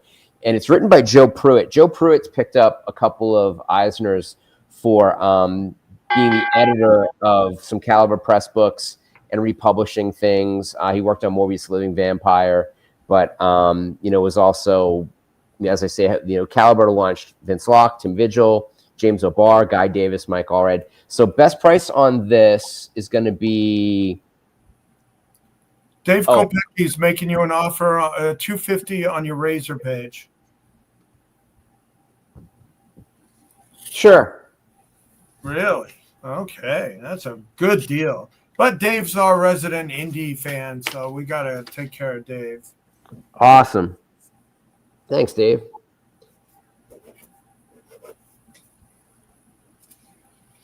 Perfect. All righty. All right. Anything else about the Kilroy? We'll drop this down to $250.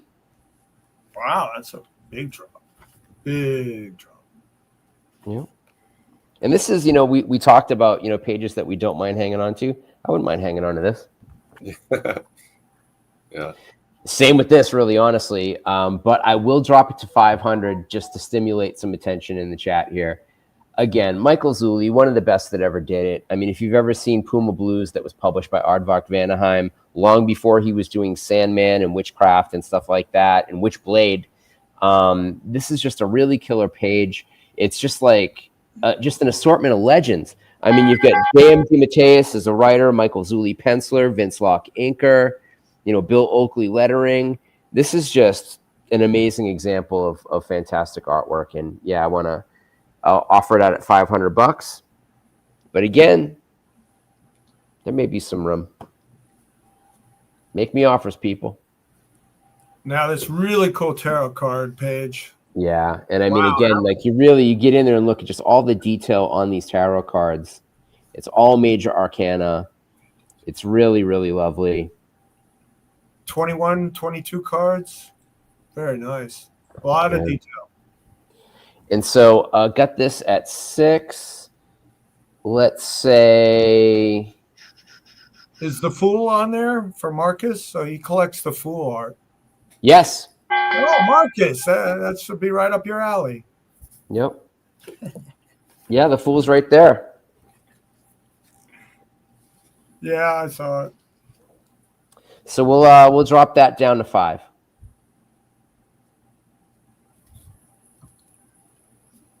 Okay, Jason, you want to meet me at 475? How do you not, Jason? Come on. Split the difference again. 462.50. You know what, Jason? I'll do 450 for you. Yeah, there you go. All right, confirm that in the chat, JDam, and we'll move on from there with that one.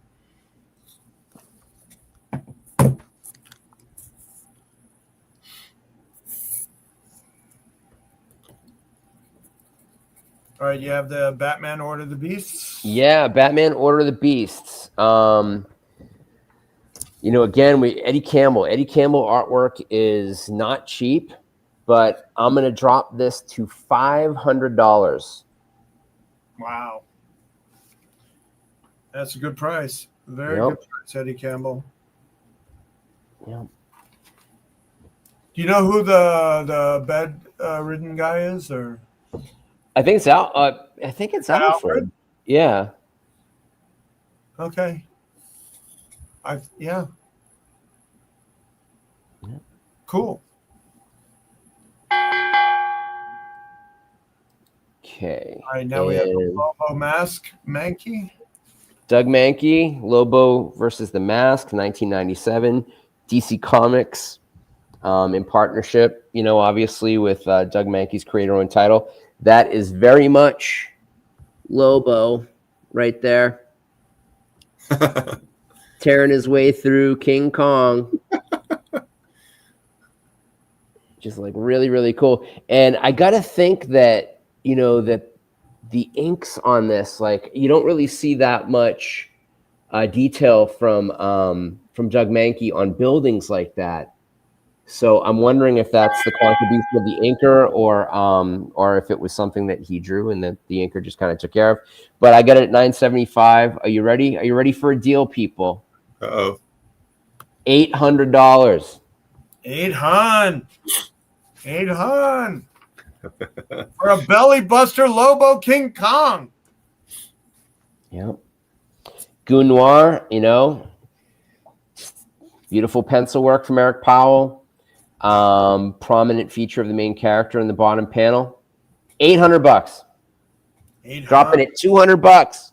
$800. Are you kidding me?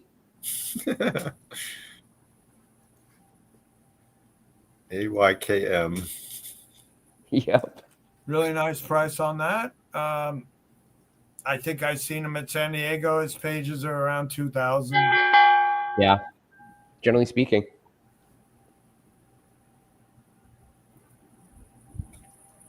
Aparo. Oh yeah. Jimmy boy. Jim Aparo. $1,200 is pretty cheap. But I'll go to 1,000. Yeah. Foul. And again, it's got it's just a beautiful page. Is there a date stamp on it? There is. What year is it? Yeah. Like early 2001. Yeah, early 2000. I was going to say, yeah, cool. Yep.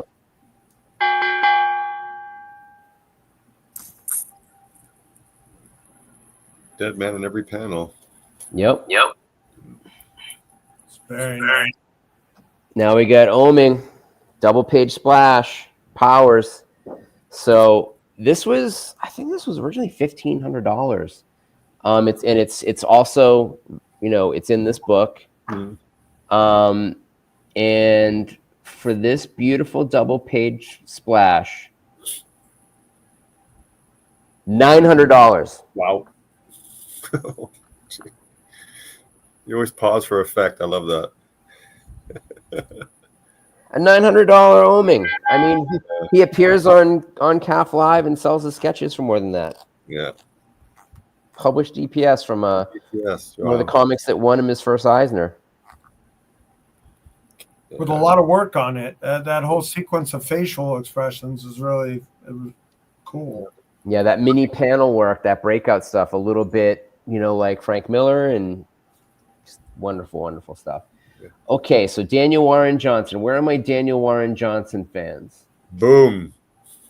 Boom. Boom. Ghost Fleet. Where are my Donnie Cates fans? Yeah. So, are you ready? Are you ready? Let's go to $1,200. Well, there you go.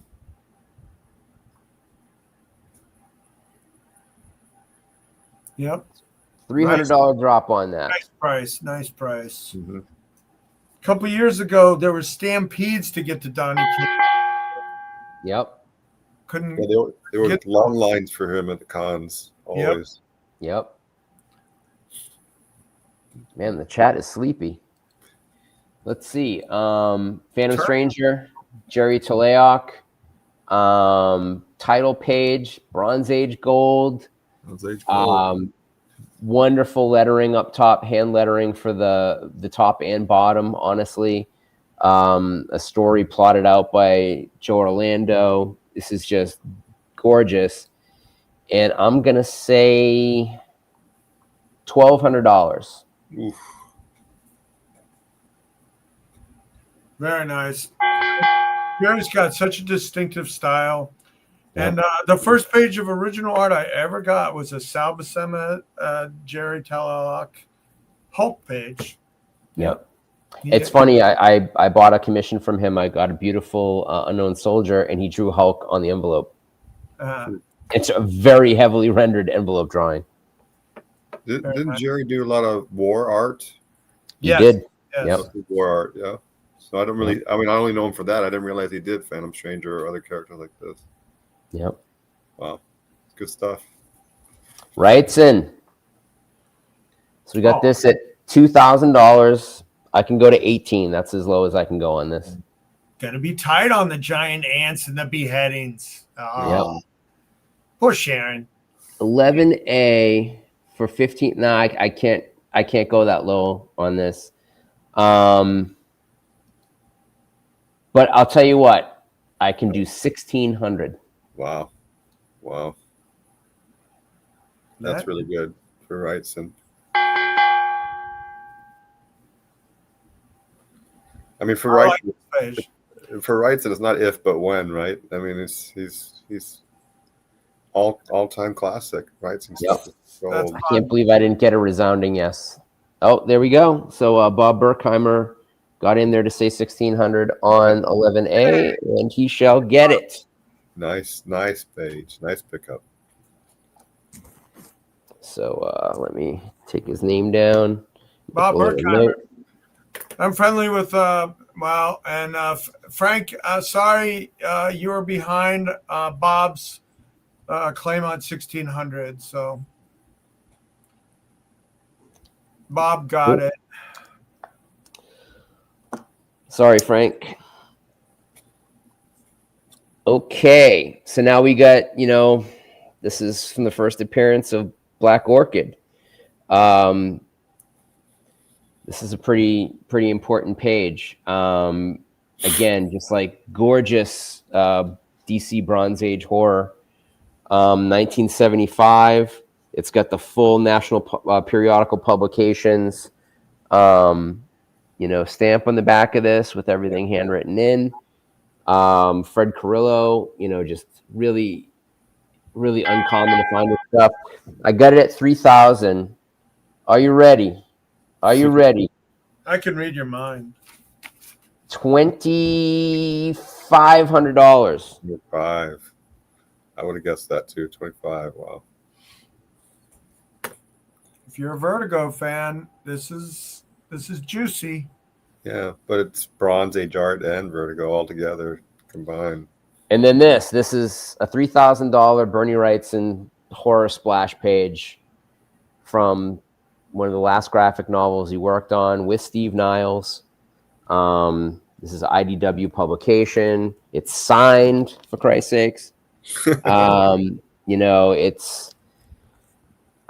I don't have a lot of room on this, but I'll say 2,800. You don't have the beheadings, but you got the dismemberings. Dismemberings. You got entrails. You got severed hands. Yeah. Guy looks like he lost a tooth. That's the least of his worries. Definitely, right? I think he lost a liver. Jeez. Yeah. Is that his foot also in the shoe? It might be his foot. Yeah. Legs over there. His arms over there. Yeah. So you're 25 on that one? This 28 on this. 28. I don't know, but he probably inked over his own pencils too, probably. Yeah, he did. This was entirely Bernie. Yeah, it's all Bernie. This job. Yeah. That's good stuff, man. That's sold. Yep. Okay. Now, Awesome. is Jason still here? We He want to comes get and confirmation from him. I can hit him up. I can text him for you. Okay. If he's still interested at the 450. And let's get those emails up. Oh, 12A. 12A. Oh, that's for you, Jordan. Wow, 23. Oh, shoot. Because I really came down from 29 to 20. Let's look, and I hate to quibble, but let's do 24. I think we're at this point. If you're that close, and I already came down from 29 to 25, I'll go 24, and you do as long as you need to take to pay it off. Lock up the puppies. Yeah, 24. And I'm not even trying to quibble. It's just I really came down on that price already. Oh, yeah. 700 on the Mask Lobo. That's you. Can you do 750?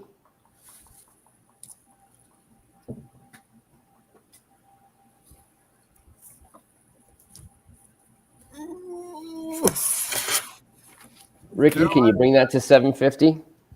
Bring on the puppies. Which is it? All right, sold 750 for Lobo Mask. Lock up the puppies. Another offer for you, Matt. 5B. That's Madam, the tarot cards. For 400. You were at 500. I can do 450. Yeah, 450 seems fair.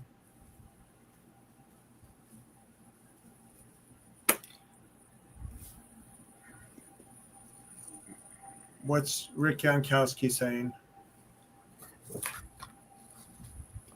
There was is the Kent Williams sold? Yes, the Kent Williams is sold. Okay. He'll the Prodigical Paradox do 450 on the Madam X. Yeah, Madam X. Okay. Cool. I forgot to point out in this Exodus page, it's him coming here, but then he also has that close up that Quesada drew of him also. And that team shot, come on, that team shot is nothing to sneeze at. That's awesome. That's wall quality art. Joe Quesada. He wants to see the Black Orchid again. Yeah. You know, there's a reason why there's not a ton of Joe Quesada pages in there because they only came from the inkers. He didn't have to sell his stuff. He didn't like selling his stuff. So he didn't. He didn't. They have no Ash pages out there. I talked to Jimmy, asked him. He says they're not releasing any of the Ash pages that they did. So I have a Vertical Jam title page. Let me grab that. Okay, so can we show the Black Orchid page and Yep. dog park full of poodles? Where are we at? 24K. I countered at 24K, accepted the offer. Oh, there you go. Congratulations. Nice. This is a great piece. I don't think I had 24K total if I had sold everything. This hurts me, but again, I don't want to be facetious. This is a wonderful pickup. It's a wonderful add to your collection. We'll connect on how you can make that happen. But thank you, and thank you for that. This one, the Vertical Jam, I came down to $14.95. It's a title page, Mike Allred all the way through. $9.50 on the Adam Kubert. The Adam Kubert. Getting some action here, guys, with a big sale. Congratulations, Jordan. And can we pop the image of the Black Orchid page up so that Aaliyah can see it all in one shot? There we go. $9.50 on the Adam Kubert pencil page. And so that was dropped to $2,500 on the Phantom Stranger Fred Carollo Black Orchid. 500 for the 2 cover prelims. Yes, we'll do that. I can't do 9. Somebody offered me 950 on this, and I had come down to 1495. I can't do 950. I mean, I had it at 1995. I came down to 1495. I'll go 1250. Yeah, 1250. I was thinking. I mean, it's Adam Kubert, and it's large art, and it's Wolverine shooting a gun, and those great Spider-Man poses. So I'll do 1250 on this one here. 2,400 on 11B.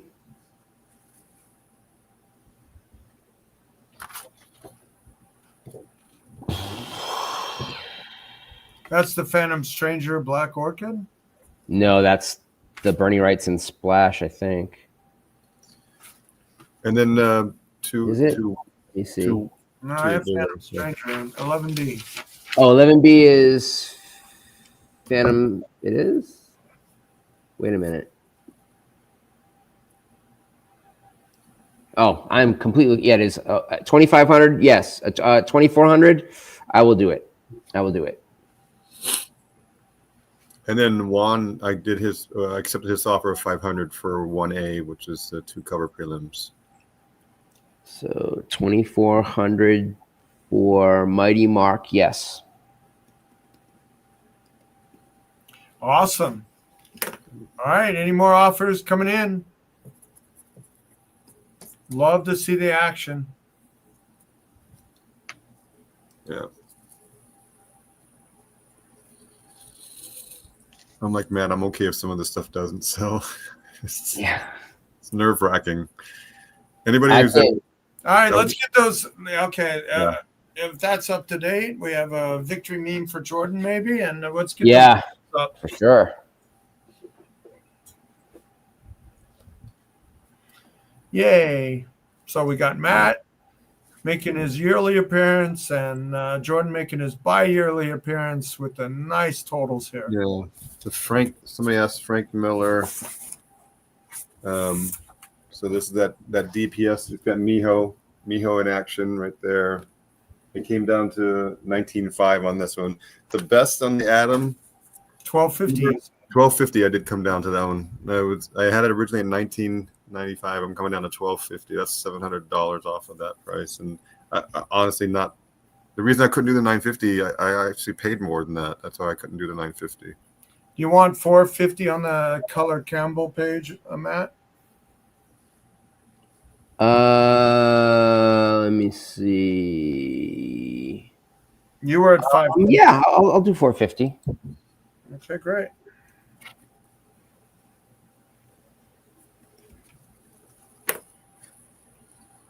All right, let's keep those offers coming in, folks.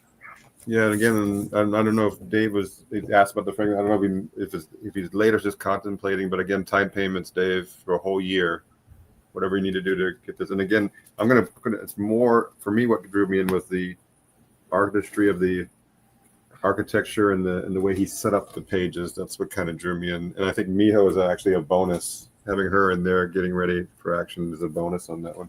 So again, spread it out over a year. And you don't really see Miller DPSs out there, so that's what also drew me to this art. That's for sure. Yeah. Okay. All right. Yeah. Any other offers before we officially declare? Well, Jordan, Matt, you'd have to go get some more art out of here. I know. I'd have to throw my car into the mix, I think. To catch up. All right. I predicted you would win, sir. I predicted you. I sold some art. The champ is here! The champ is here! The champ is here! The champ is here! The champ is here! Yeah, Dave, I had this at 22.5 originally, and I dropped it to 19,500.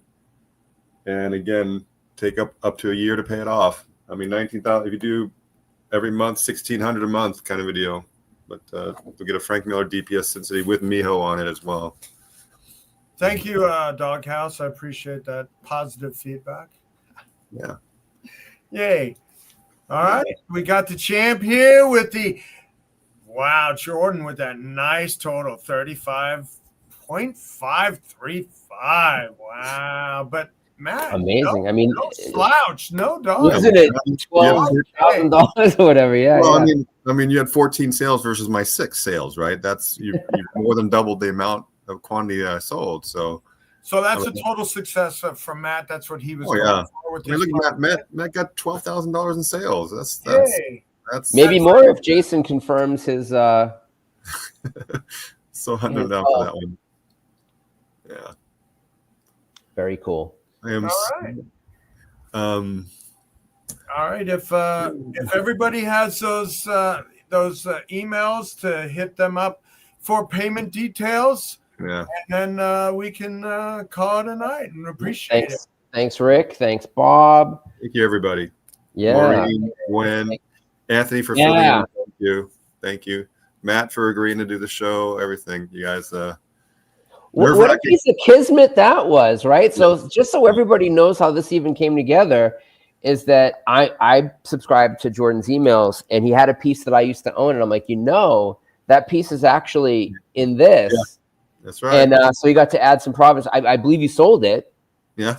Yeah, and then he's like, "Hey, you want to do another dueling deal?" I said, "I would love to, of course." Yeah. They came together nicely. It's always nerve-wracking getting ready for this, and the pain is pulling the pages. I'll speak. I highly recommend it. Hopefully, everybody in the audience considers doing the shows. Once you do all the work, it's fun. It's fun after that. So, well, it's fun making sales and getting that kind of numbers. Yeah, that's for sure. Well, that's I mean, I always look forward to doing art drops. I'm going to be shedding a tear over this Exodus page. I love Joe Quesada, but it clearly should be going to a really good home, because it's not like we threw it up on auction. I love perpetuating the hobby via this vehicle, the Dueling Dealers. I think we've been doing this. Yeah, and especially with getting a minus 25% instead of a plus 25%. Yes. Again. No taxes, no fees, no buyer's premium, and even on time payments, you got to pay interest on that as well. No interest on the time payment. Yeah. It's good for us all as collectors. Absolutely. All right, so I just want to end on this. Great job, guys. I'm really proud of you guys. And stay in touch with my website for the updates. Yeah, I got about 500 pieces going. So I appreciate that. If you haven't, I think both Jordan and I are going to be adjusting, like making separate little galleries in our CAF galleries for the available pieces that we had up tonight at the prices we agreed to for a day. And then maybe they go back up to where they were. It's a good idea. Well, I haven't done that in the past, but I'll do that tonight. Everything that didn't sell, I'll list it at the recap price. Yeah, giving everybody an opportunity who didn't join in. That's a good idea. That's awesome. Yep. Yeah. I always love doing some follow-up business. Oh, you said you do this on the show. I'm like, okay. Hey, all right. So that should do it for tonight. We got we're at the kind of time limit that we like to be at, Right. and definitely at those dollar amounts that are very, very happy to see for the guys. So thank you very much, everybody in the chat, Thanks, everyone, for the support and all the business. And be sure to hit them up with your payment details so that we can take care of those numbers. Yep. All right. Thank you very much, and good night. All right. Aloha. bye.